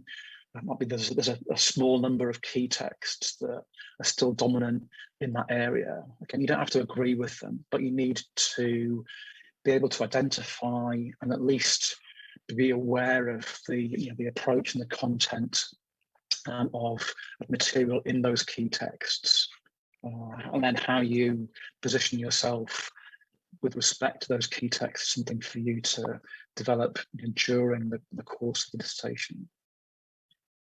I mentioned gaps a few minutes ago. One of the things that might emerge through reviewing literature is an awareness of not only what's there to help you, but where there might be things missing from the literature. And a gap can be a useful place for you to situate yourself. There's no requirement academically for your dissertation to be a completely original piece of work. But if you do find something that you think is missing in existing literature related to your subject, then you can draw attention to that and you can deliberately work into that. You can find things that help fill that kind of gap, increase our knowledge of that particular area of architecture or landscape or urbanism. If the gap is huge, then that might be the moment when you begin to question your questions. Is the starting point that you set up for your dissertation actually leading you into a study that's going to be really difficult for you to carry out, because it's proving almost impossible to develop a kind of framework within which to work. It's proving almost impossible to identify kinds of information that you can include later in terms of your analysis or in terms of people that you want to go on and talk to. So a good gap is okay. A colossal gap is problematic. Once we get you working in groups with your dissertation tutors, this is the kind of discussion you can have with them if you have specific concerns about a gap that's relevant for your topic. Again, as I said a minute ago, it's fine for you to disagree with the key texts in your area. It's fine for you to start a literature review by criticising existing literature that's relating to your area. So, even if you disagree with something, or sometimes disagreeing with existing literature can actually help generate a really interesting and rich dissertation study. So you don't, when you're identifying literature and when you're skimming through it, you don't have to like it, and you just have to be convinced that it's relevant. How you move away from it is a sort of next step. So taking issue with existing literature can help to really provide a focus and a direction for your study. And some dissertations approach literature reviewing almost as the entire dissertation. And this will be a dissertation that's sometimes called a critical survey, or it's a sort of state-of-the-art report on approaches to a particular architect, a particular theme, a particular issue, location, technology, and so on. So it might be that actually doing literature review expands to fill almost all of your time. And again, thinking about your dissertation from the other end as a document that you submit for assessment. It might be that actually a lot of the process that you've carried out is all literature reviewing. So for most of you, this won't be the case, but for some, if you find that your literature review is expanding to fill almost all of the dissertation time and content, that's not necessarily problematic. Again, check with your dissertation tutor once you get into groups. So far, so good. Any questions? I'm keeping an eye on the chat. No one's, well, I've got no idea if anyone's still here. But assuming that you are, and assuming that no one's dropping a question in, I'll keep going. Okay, this is quite patronizing. When we get the groups lists, okay, I'll come back to that. Maybe we have a break after this section, but also we have a chat about how we go about putting you into dissertation group. So hold that question, I'll come back to it. No hurry. All right, this is potentially quite patronizing, but I'm going to go through it anyway. So shoot me. It's offered in the best possible way. So, as I mentioned earlier, one of the aims of the literature review is to increase your skills and information literacy. And this is useful not just for dissertation, but it will help you in studio as well, help you in many other activities that you carry out in practice. Within the literature review, we suggest that there be possibly four different kinds of reading that you'll need to carry out. And again, you might be doing this intuitively anyway, but it's useful to have these kind of terms because it helps you understand what you're doing, helps you understand once you've begun to gather journal articles, books, whatever it is that's coming back from your catalogue searches. Once you start reading, helps you understand how you're reading those. And that could help you understand what that literature might help with within your dissertation. So 4 kinds of reading: receptive reading, reflective, skimming, and scanning. I'll go through these in a little bit of detail. They're all useful. So skimming and scanning, very quick ways of working through a text. That's useful. It's as useful because it helps you make quick decisions about whether something's worth reading or not. It might help you to go through a long text and identify one page or one chapter that's relevant for your dissertation. Everything else you can leave behind. So skimming and scanning, these kind of quick activities, are just as useful for you as receptive and reflective reading, which you might think of as slower and more careful forms of reading. All of these are useful. All of these, again, you'll do at some point. So if you know what you're doing, if you can recognize how you're reading, or turn that around, if you can force yourself to become a scanning reader or a skimming reader at certain moments, and that might speed up the process of reviewing literature. For others, it might be important that you move from being a scanner into a reflective reader. So think about how you're reading, and that will hopefully provide more of a structure when you're actually looking at stuff. Again, doing the literature review as part of the dissertation hopefully moves you from being a passive reader to an active reader, being a more sophisticated reader. And that will make you a better writer. I'll come back to that as we move through. Elaine emphasised several times when you're doing catalogue searches, it's really important that you go in, you're logged into your MMU account, or if you're using the University of Manchester Library catalogue, you're logged into your M account, because that does open up access to academic databases. Inevitably, you'll also be Googling things. So just be aware that using Google isn't the same as doing catalogue searches. Not to say that it's not useful. It's another way of finding material.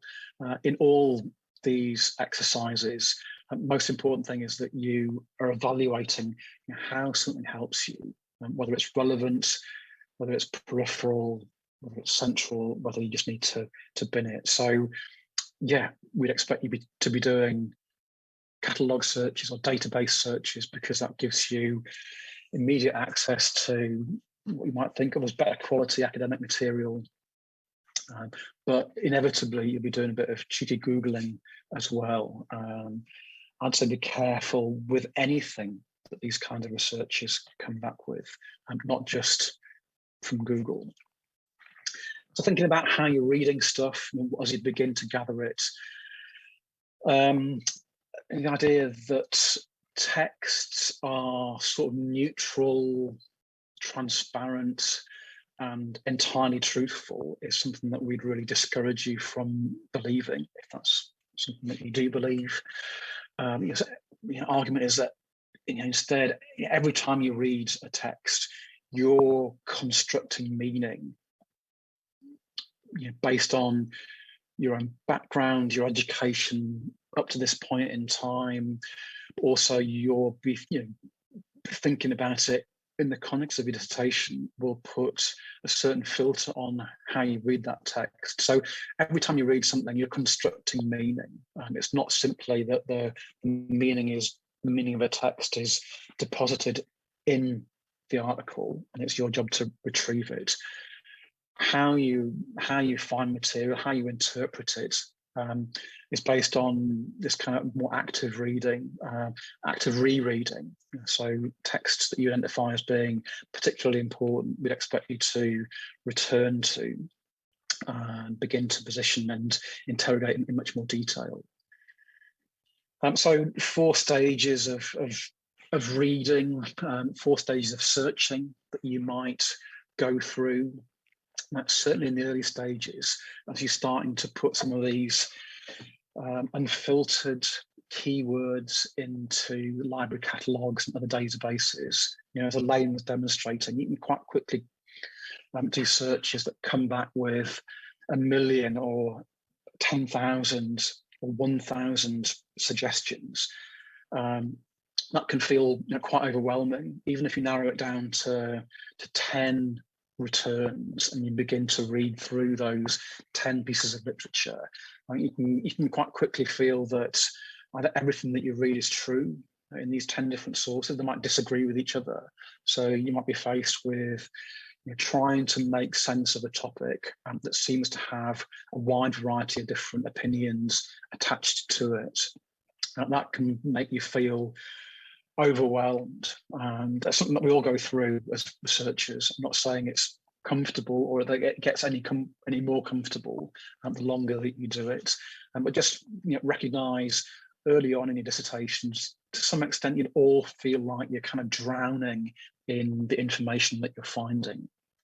There's no easy way to bypass this. You just got to stick with it in the knowledge that you'll begin to make sense of the information that you're finding. If you use your research question or your research hypothesis, you remember what it was that generated this literature review to start with. What are you trying to find out? You can use that question as a lens through which to interrogate the specific texts that you're looking at. And that can help guide you to the bits that are important. Again, whether you agree with them or disagree with them, it allows you to interrogate the texts and find the bits that fit with your dissertation question.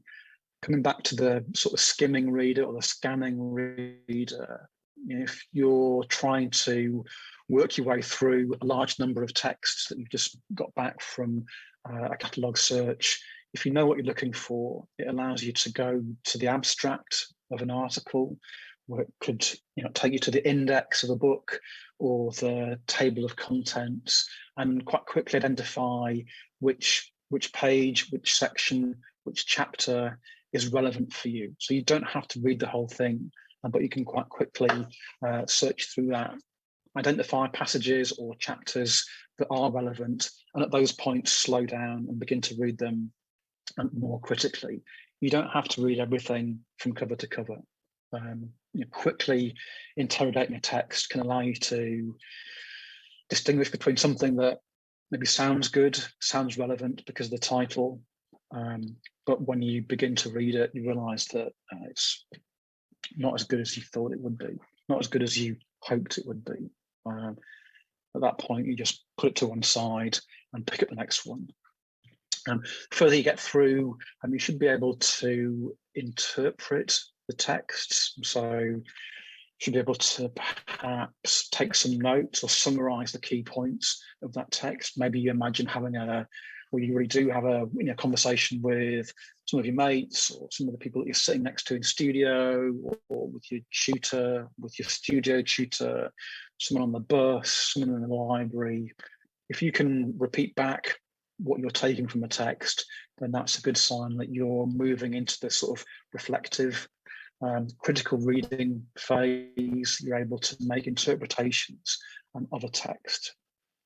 That will allow you to sort of speed up your work, because you can beginning to build your own framework for understanding, and it can get you to the next stage. Also, as well as looking at the text itself, there are other kinds of information that you can pull from a text that might be relevant for your dissertation topic. So again, the table of contents might take you to something directly. Sometimes you might pull out a book from a library catalogue. It might be that the book itself doesn't help you, but actually the bibliography of the book is super useful. So it provides you with a kind of gateway into the broader research context. You can work with that bibliography to really accelerate the kind of searching that you're doing. Similarly, a lot of texts, a lot of academic texts come with notes or footnotes. Again, for some of you, for some topics, it might be that the dissertation is really generated out of footnotes, or even a single footnote that you find. So just be open to all of the kind of material that texts come back with. As you go through this process, you begin to start hunting down material. So you begin to know more precisely what it is that you're after, and you know more precisely how you can find that stuff. And again, that's reassuring for you. You can see yourself building up material that's kind of answering some of the dissertation questions. And lastly, at some point you've got to move from a kind of active critical reader into a writer. So, really encourage all of you, as soon as possible in the dissertation process, to start writing. Even if it's just a very short summary of a text that you've read, whether you like it or you dislike it, whether you agree with it or disagree with it, try and test out in your own words what this literature is proposing. So there's more you get into reading and literature reviewing, the more the temptation is just to read one more thing or do one more library search before moving forward. And that kind of builds up the sensation that you can't possibly write anything until you've read another 10 books. Just get a design project in the studio, and you wouldn't try and design the whole thing in your head. Exactly the same for dissertation. Just start sketching really early on. Start writing as soon as you can do, and that will help you to understand where it is that you're at with the literature review specifically, but also helps you understand how literature review is fitting in a broader dissertation. This is rubbish. This is Till's law. It's my old colleague, Jeremy Till.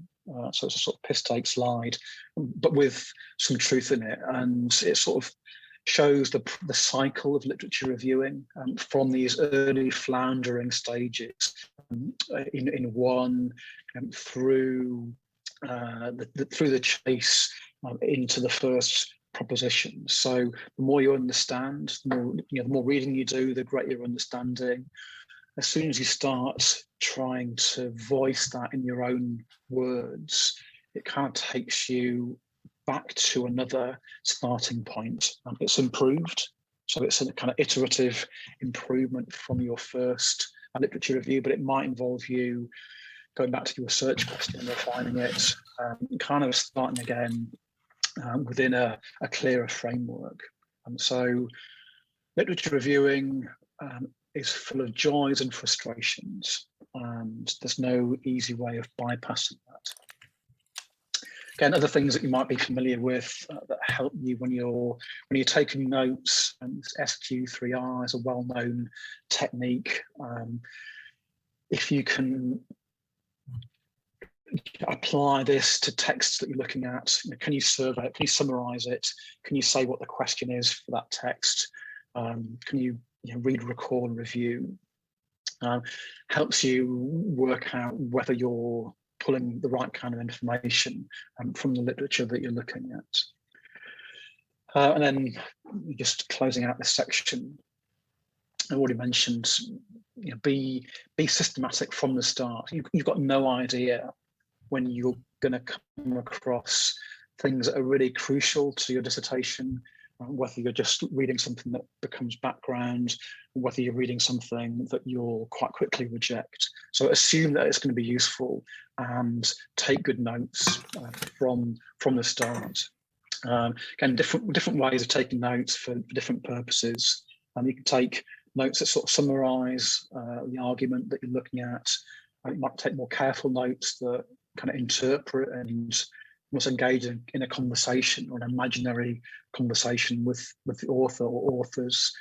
If you're looking at key texts in your area, you might feel obliged to take really comprehensive notes to demonstrate that you're aware of the moves that are present in a key text. At this stage, if you have any doubt whether something's useful, just write it down. Much easier to keep a note when the stuff's there in front of you, rather than try and re-find that thing in April, just a few days before you're going to submit your dissertation. Again, I mentioned a minute ago, becoming a critical reader improves your own writing. So saying the same thing in reverse. Being a good writer can grow out of good reading. Critical reading leads to critical writing. It becomes easier for you to evaluate the quality of your own written work. And dissertation is mainly a written document, so again, becomes really important. Another thing that you might think of, if you find a book or an article that you really like you appreciate, it might be that you hold on to that as a kind of exemplar that you think would be appropriate for your own work, both in terms of the way that author is explaining something. You might like the way that they phrase certain things. You might appreciate the combination of text and image. So if you're finding good examples or clear examples of writing that seem to fit your dissertation topic, then hold on to it, and you can return to that down the line when it's time to start thinking about how you present your material, how you present your own written work. A little bit more on floundering, and then we'll have a break. Yeah, that's boring. This is straightforward, but boring. You can come back to those. When you're beginning to gather things together, it becomes important to focus on what's in this article, what's in this book or this text that helps your dissertation move forward. What are the key or the central arguments that are being put forward? How can you use them? So you try and make sure that you comprehend what's being put forward. I mentioned it a minute ago. If you're working with a topic that has specific or technical or philosophical vocabulary attached to it, you can identify that in the early phases of literature reviewing, and you can begin to identify whether there are contested terms in that academic area. So different words for the same thing, whether there's a clear vocabulary that everyone working in an area relies upon. And you're also looking at not only the text, but also how the whole argument is being presented. Dissertation as a as a submission for you, but also dissertation as a analytical and research process can be visually led. So it's a written document, but it can include a significant visual material, and the visuals can be generative of your argument as well as illustrating an argument. So again, some of the peripheral things that you might pick up from literature reviewing are about how other researchers are presenting the whole argument, not just text, but a combination of images, other visual material, and tables or other kinds of data. Yeah, diagrams. Right, time for a break. Time for a break. People need a break. That's almost an hour, so I think it's healthy to have another 5 minutes. Is that all right? Just have a little screen break. What happens after the break, I can't promise it's more exciting, but it's more practical. So I'll be working through some of the same sort of topics, but in a way that you can hopefully apply directly to developing your literature review. So what are we now? 12:16. Quick break. 12:20. Okay. Just switch off. Move away from the screen. Go do something different. Grab a drink. Back in less than 5 minutes.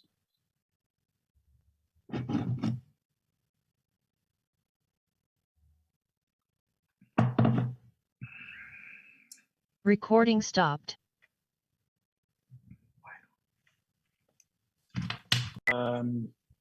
Will be more directly applicable. So I'm just going to go through some sort of tips and tricks, ways that you can begin to get your own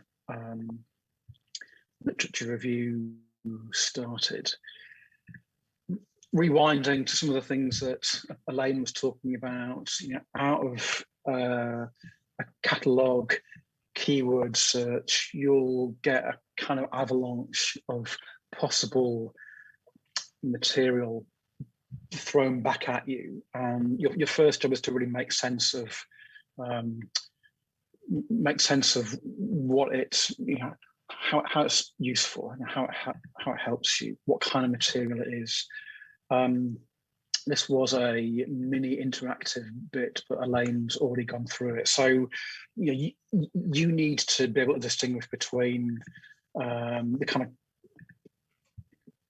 quality or the purpose of the stuff that comes back from catalogue searches. So this is just the difference between peer-reviewed and trade literature, which Elaine talked about briefly. So on the left, you might get stuff from Journal of Architecture, brain fade, or Assemblage. These are, just to expand slightly on what Elaine was saying, these were peer-reviewed articles. Peer reviewing is effectively it's a kind of quality control mechanism, and it means that anything that's published in a peer-reviewed journal has been through some kind of reviewing process with editors, with experts in the field. It's like giving your essay to a tutor, and you have a conversation about it, you get feedback, and you go away and improve it. Exactly the same process for a peer-reviewed journal. So anything you read in here should be of a decent quality, not always, but that's the idea. On the right-hand side, things like BD, building design, and many others. These are sort of trade magazines, so it's more kind of architectural journalism than academic writing. And this isn't a sort of value judgment that peer articles are better than or more useful than trade magazines, for example. More a question of when you get literature back from a catalogue search, allowing you to identify what it is. And so it might be that if you're if you're following through a particular project, it might be that you're writing a dissertation about how something progressed through a planning inquiry onto site. So you're trying to tell a story, a long and complex story of how something has been developed over time. That's the kind of information that you'd get from the weekly press, probably not information that you find in peer-reviewed journals.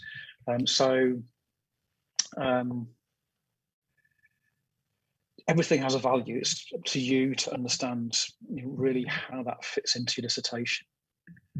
Similarly, I mentioned earlier, authors have their own, their own backgrounds, their own agendas, and they might be writing very specifically in support of a particular agenda. So, as part of your literature review work, just take a look at who the author is, what their background is, where they're writing, who they're writing for, and that can help you to understand the frame of the literature that you're looking at. So, as I say, be greedy at the start. Don't discount anything. There could be newspaper articles, blogs, documentaries, as well as more standard academic literature. You've got to shake that down and justify whatever you include, whether it's an apparently strong academic source or whether it's just a very short newspaper article. Depending on what you're doing, that's all useful information. So it's up to you to make a case and to justify why you're including certain things in your dissertation. How do they help you? You might have different kinds of literature present at different points in your dissertation. Right, how to do it. Yeah, I said this before, it's boring. Right, so once you're gathering stuff up, you can begin to make sense of it, what we call an annotated bibliography. So this really is a way of moving out of the catalogue searches, the database searches that Elaine was demonstrating, into an early form of note-taking. It can be very simply organised alphabetically. It might be that you have a number of different kinds of searches going on, so you organise it by topic rather than alphabetically.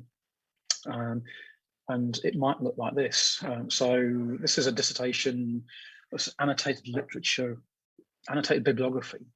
The dissertation, this is from an MArch dissertation about architecture as frame.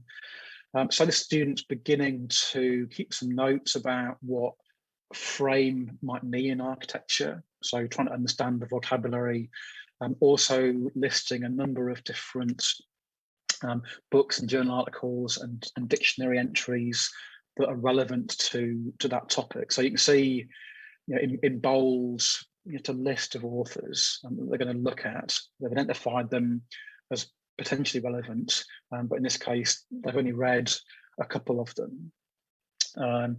From some, they're just taking definitions. And so again, back to the technical vocabulary that might be relevant for your dissertation topic.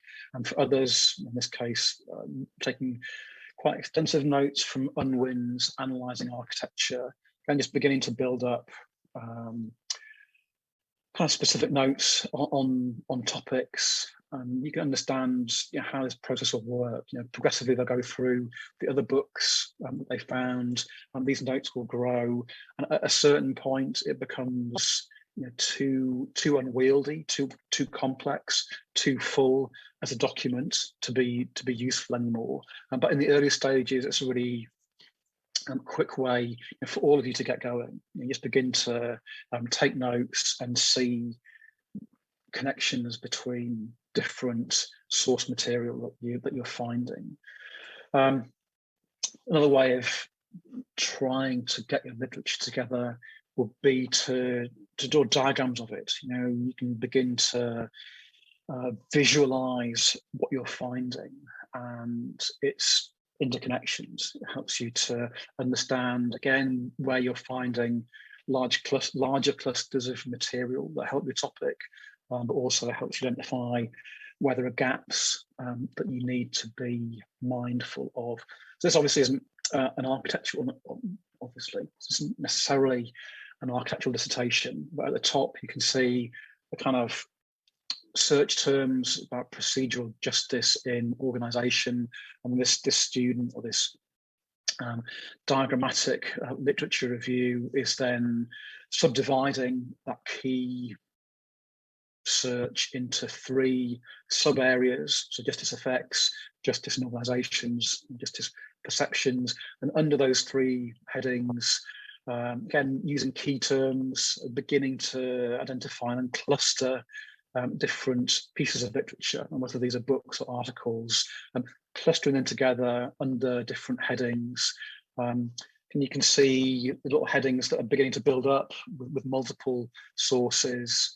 But also, once this is going, you can begin to identify the connections or the cross connections between some of these subheadings and the ones that are there, like voice, which are necessarily dead end, but are not necessarily connected to others. So it's a sort of flow diagram. It's, again, a really quick thing for you to do, and a very practical way of beginning to build up your dissertation, and helps you understand in a bit more detail what you're finding.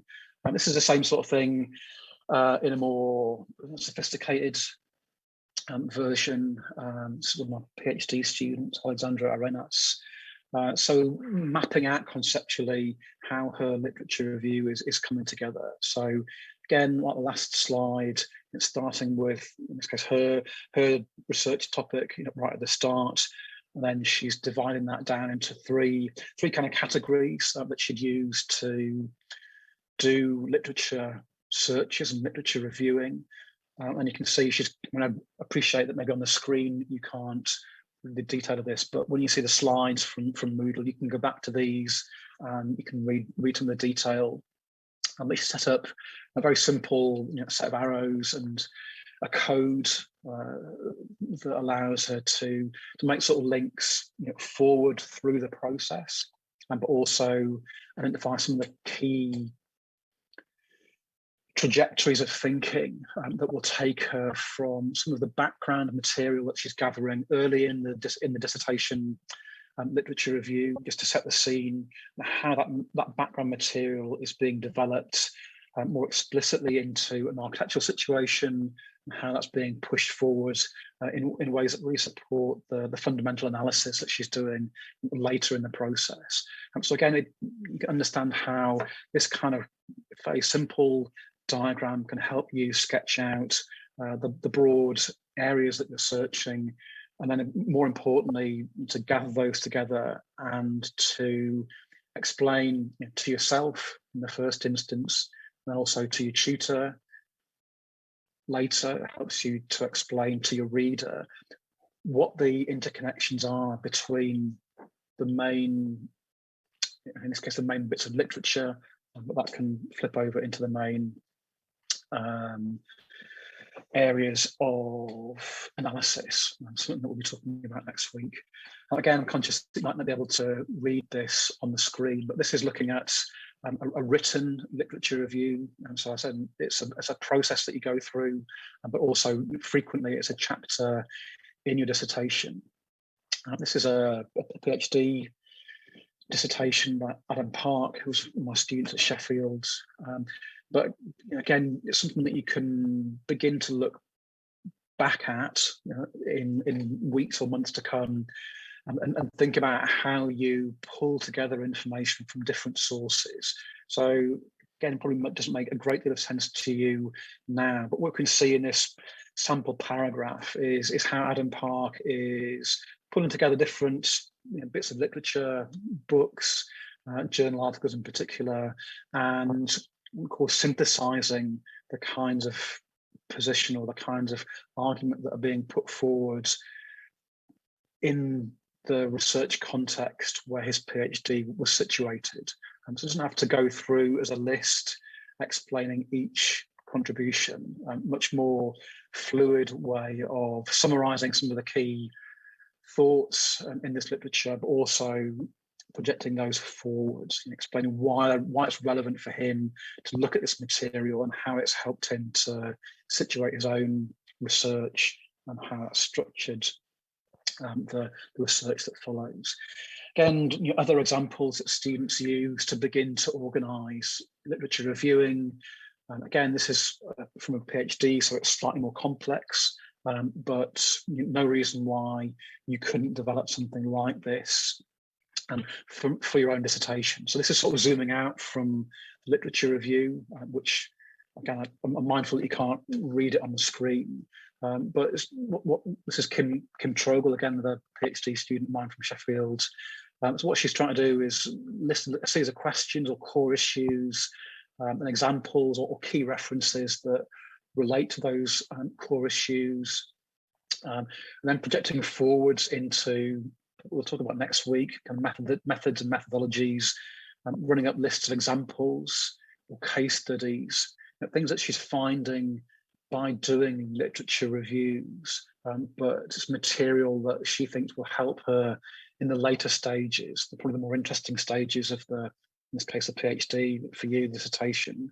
And so storing that material up for a different kind of work.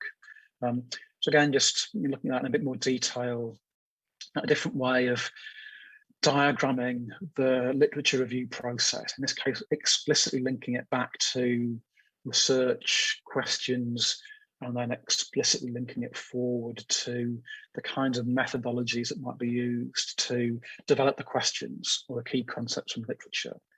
So again, try it. If it works for you, it can be really useful.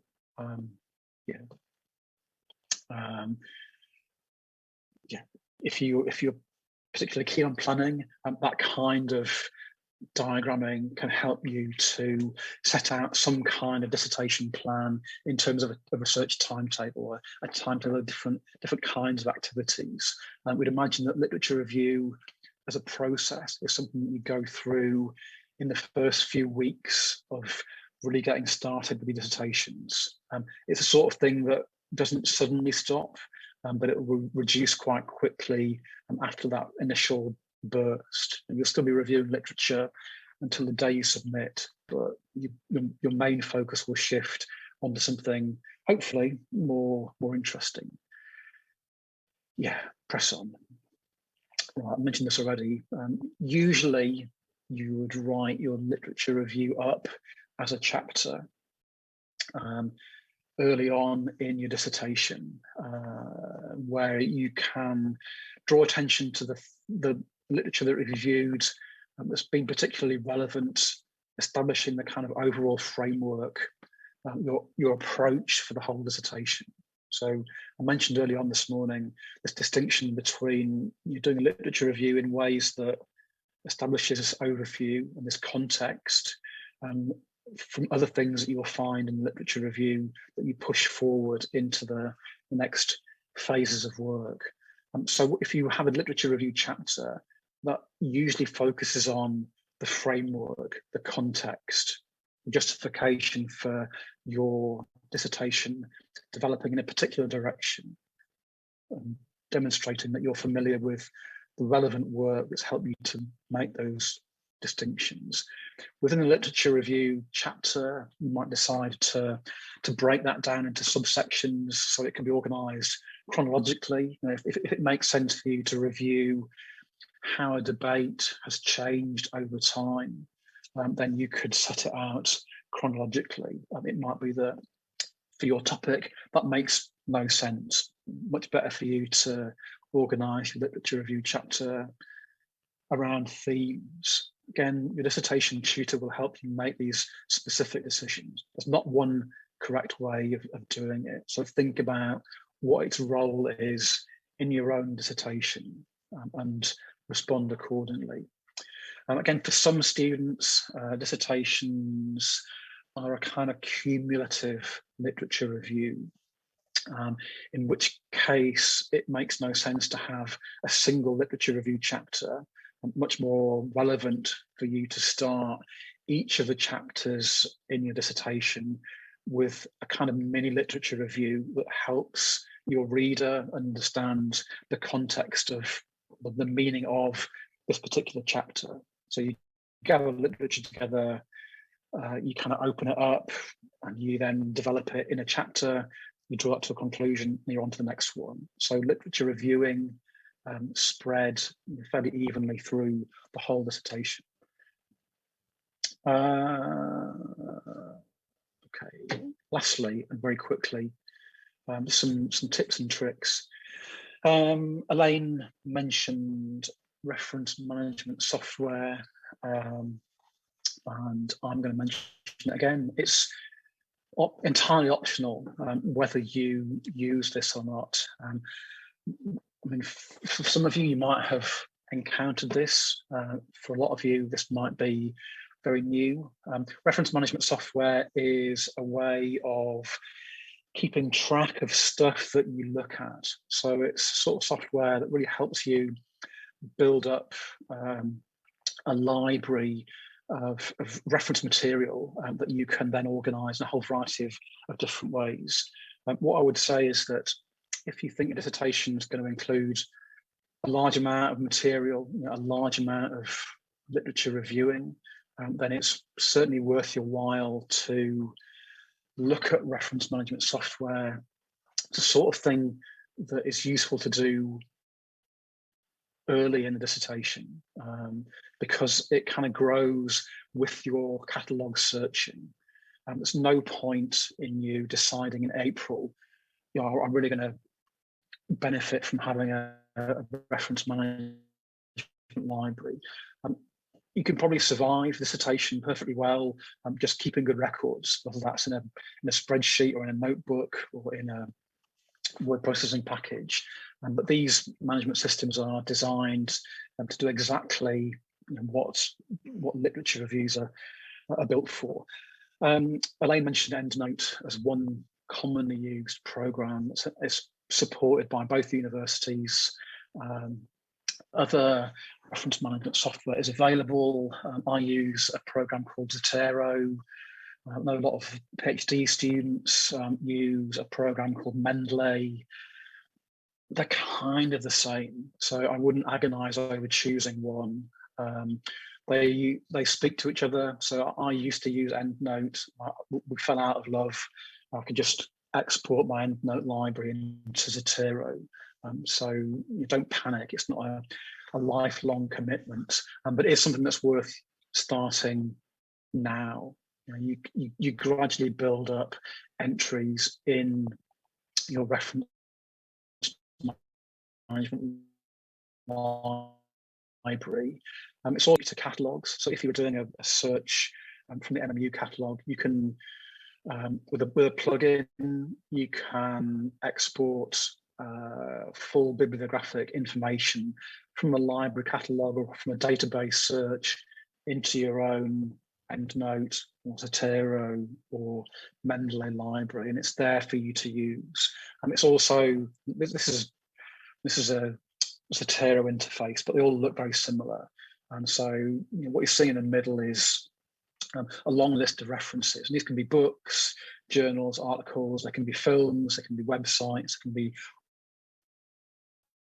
audio files, whatever you're looking at, whatever stuff you're gathering. And then on the right-hand side, the software has capacity for you to take notes. And so I frequently will use my Zotero library when I'm looking at something to keep notes on a particular book, journal, whatever it is that I'm reading. So it keeps all this material together in one place wherever you need it. You can use these sorts of programs on your computers. You can use them online. So if you get an account in one of them, you can use it on computers in the library. And if you're typing up your dissertation on a different computer later on, you can just log into your account and pull down all the information that you need. So I mean, it's up to you. As I say, if you think it's something that interests you, it can be really useful, but decide soon and have a quick look around these and other programs if you're interested. Choose one and get going. It's a sort of thing that is easy to do from the start. Elaine and I have both said separately, keep good notes. This is one way of keeping good notes. It keeps bibliographic information automatically, and it allows you to add your own notes and separate things there if you need it. It's not crucial, so you can survive without it. Okay, and then lastly, this is sort of common mistakes in literature reviews. This is from a paper about literature reviews. So things for you to look out for. Literature reviews that aren't obvious why they're relevant for the topic. So the first bullet point that I've highlighted doesn't clearly relate the findings of the literature review to the researcher's own study. Again, something to be mindful of when you're in the process.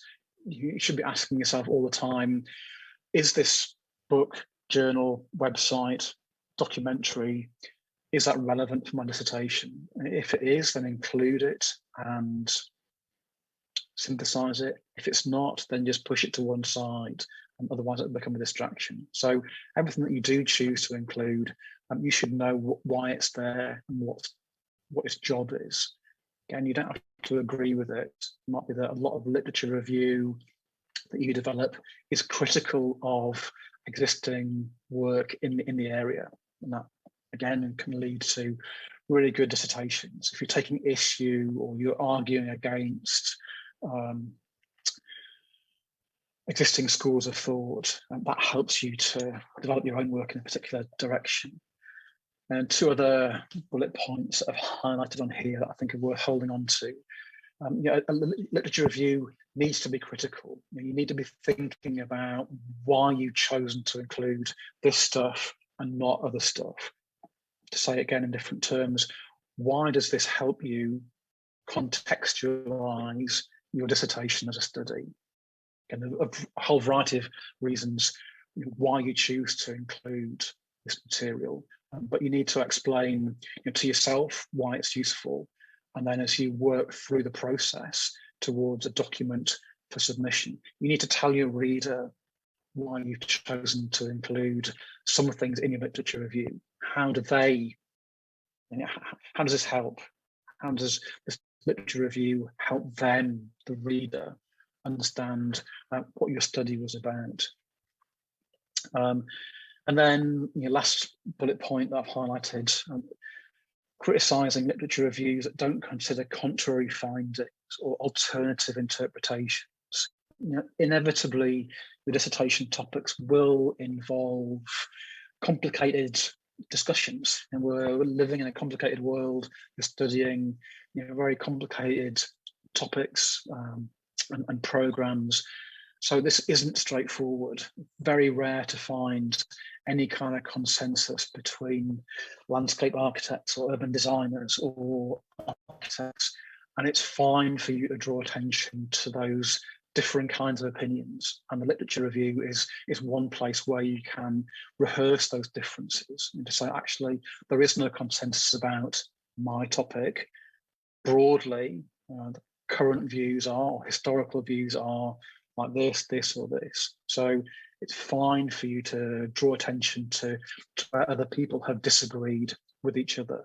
And maybe part of your job is to then evaluate which one of these options you think is most appropriate for the way that you want to take your dissertation forward, and might be most appropriate for the way that you want to frame your own work, and so on. So be ready to be critical.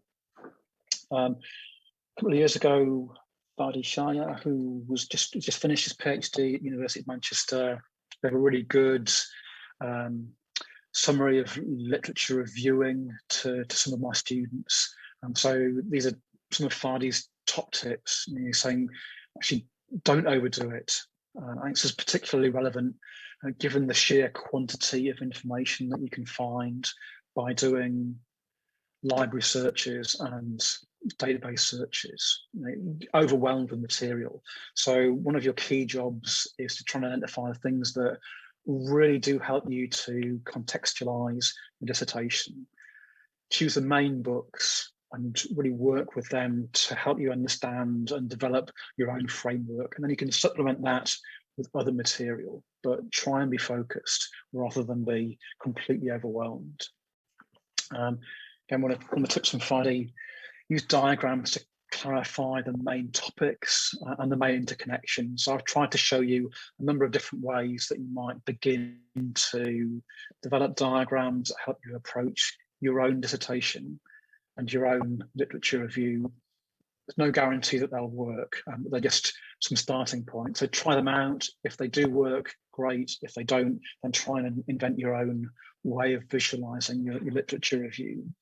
And again, that can help you understand how your own literature review is operating, where gaps might be, might help you understand how you have to explain it to your readers.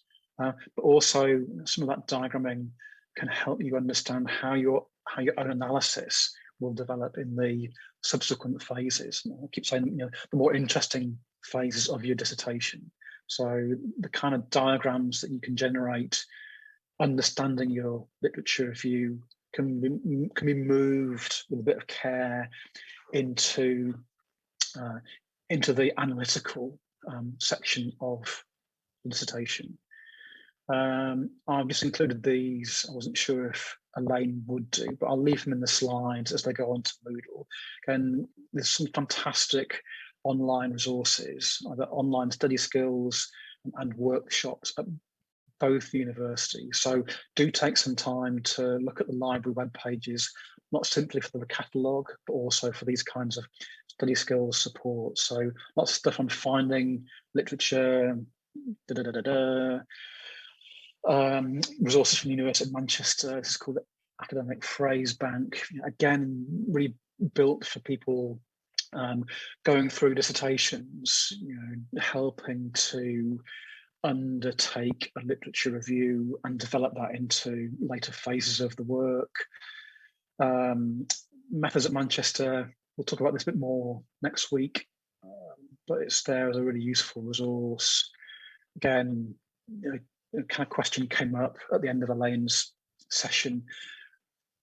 When you can search one library catalogue or database, you can transfer those kind of techniques to others. And the focus today was an MMU library, but you'll find very similar kinds of resources at the University of Study Skills and catalogue searches and databases and so on. RBA library, that came up in the database demonstration earlier on. This I'll just leave in the slides. If by some work of fate you're interested, this is a bibliography of material that could help you develop a literature review. Again, it's like a literature review of literature review, so use with caution, but some specific to architecture and then some more general about different kinds of research. Advert for next week. It's me again, you lucky people. I'll be trying to develop some of the framework discussion from today, but project that forwards by looking at methodologies and methods. So more how you set up the how to do your study, how to develop your research as it goes forwards into the dissertation. The questions that came up in the chat was to do with the dissertation groups. So Leandro will be putting some more information on Moodle. I'll just outline the process for a couple of minutes so that you're becoming aware of what that will involve. So on the 26th of October, there's in this slot on a Tuesday morning, for the MArch students only, not for MLA or architecture and urbanism students, but for MArch students, Leandro will be presenting, it's called dissertation hustings. So we'll explain in a bit more detail what the process will be. Effectively for MRH students, we organise probably 25 different dissertation tutor groups. So these will vary in size from about 5 students to about 10 or 12. Each tutor proposes a dissertation topic. So that could be a topic around a particular issue. It could be around a methodological approach. It can be around a particular theme or a set of readings. And those will all be made available on Moodle. You can look through those, understand which tutors will be running a dissertation group this year. You can understand the theme that their groups will operate around. Leandro will explain this in more detail, but there'll be a lot of information on Moodle. On the 26th of October, there'll be, like you voted for ateliers and just the way that you voted for research methods workshops, there'll be a process that you go through where you rank in order of your preference the dissertation tutor groups that you're most interested in joining. And in the same sort of process that you've been through for ateliers and for research methods, we will try and line you up as closely as possible with your chosen tutor and topic. So at this stage, it's not too early for you to start thinking about what it is you want to do for your dissertation, because you've been thinking about it already for a couple of weeks or perhaps even longer. But there's a way of aligning your own broad or specific interests with the expertise and the kind of framework that dissertation tutors will be offering this year. Yeah, stop sharing my screen. Does anybody have any questions, either about dissertation tutors and groups, or about much more exciting literature reviewing and contextualization of your research for the dissertation? As I say, I understand it's very difficult, meeting what's a very generic lecture that tries to address what literature reviewing might be for all of you, with your very specific interest in a dissertation topic or a research topic. But if you've got any questions, either about the specifics or about the principles of literature reviewing, either shout out or stick them in the chat.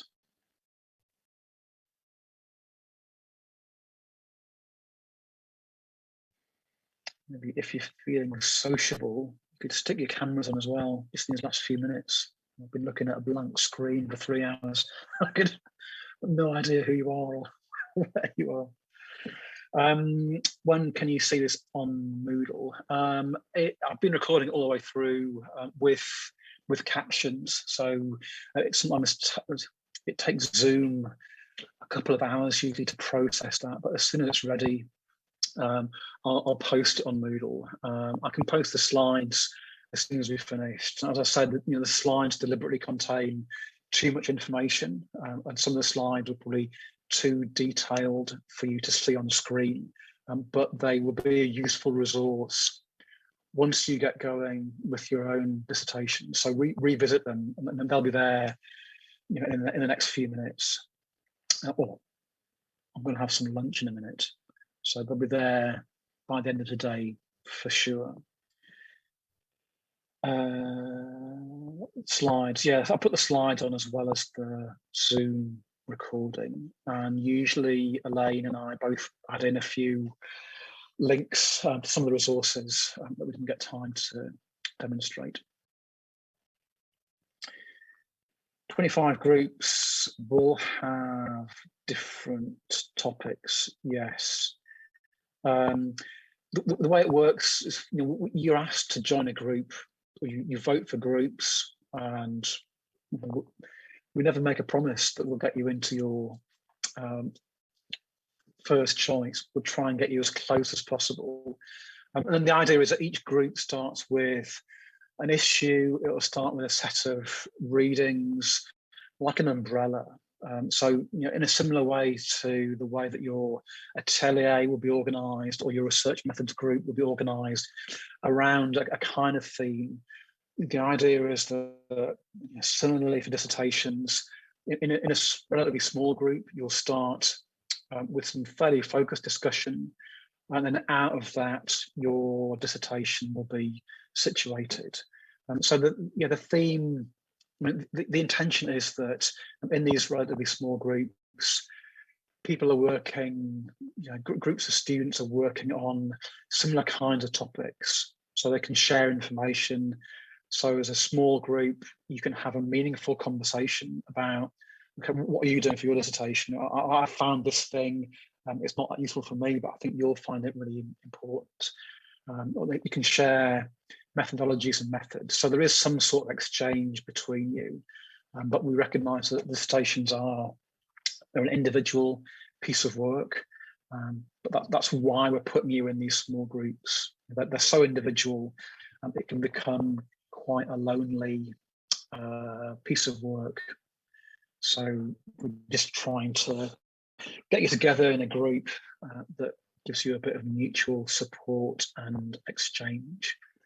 So yeah, your dissertation will go off however you want to steer it, but the idea is that you're linked up with a tutor who has the right kinds of skills to support that. You're linked into a broad framework that will help you develop your own work as it goes forward. And it's also, I should say, it's also a kind of filter. And then when we try and support dissertation topics that are as wide as architecture or practice, humanities, history, geography, culture. But there are some, every year inevitably, there are some topics, some early proposals that as staff, we simply don't have the expertise to support. So by putting up 25-ish groups, it will give you an indication of what we can supervise, but also by implication, what we can't. Okay. There's nothing else coming in the chat, so I presume that means you've either all gone already, or it's as clear as mud. If you've got any questions, I'd be delighted to talk to you. So send me an email. What I would say is that I live at the University of Manchester, not at MMU. So my email is on the first slide, and it's s.j.walker@manchester.ac.uk, not at mmu.ac.uk. So if you're trying to email me at Manchester, not at MMU. We'll just go into the ether somewhere. How's dissertation organised usually?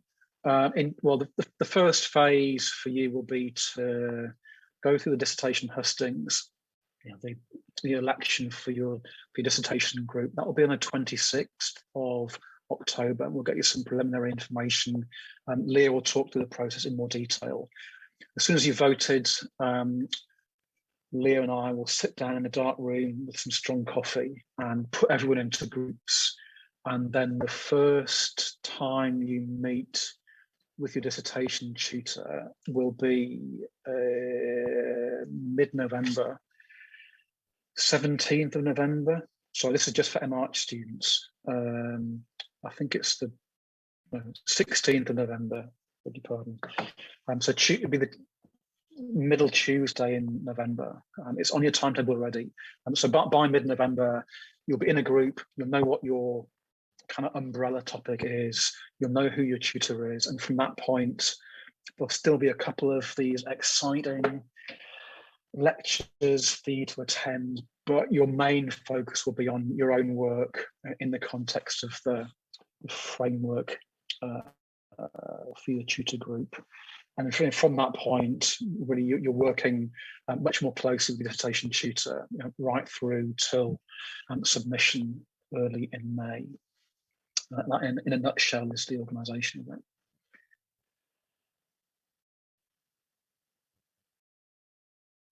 I'm watching the chat. No more questions. Time's up. You should go and have some lunch or do something different. Get ready for research methods if you've got that this afternoon. Right, thank you for being patient and sticking with us. I know it's a pretty boring grind to do it in an abstract way. Hopefully it'll make much more sense once you start actually getting your teeth into your own topic. Well, this becomes much more interesting.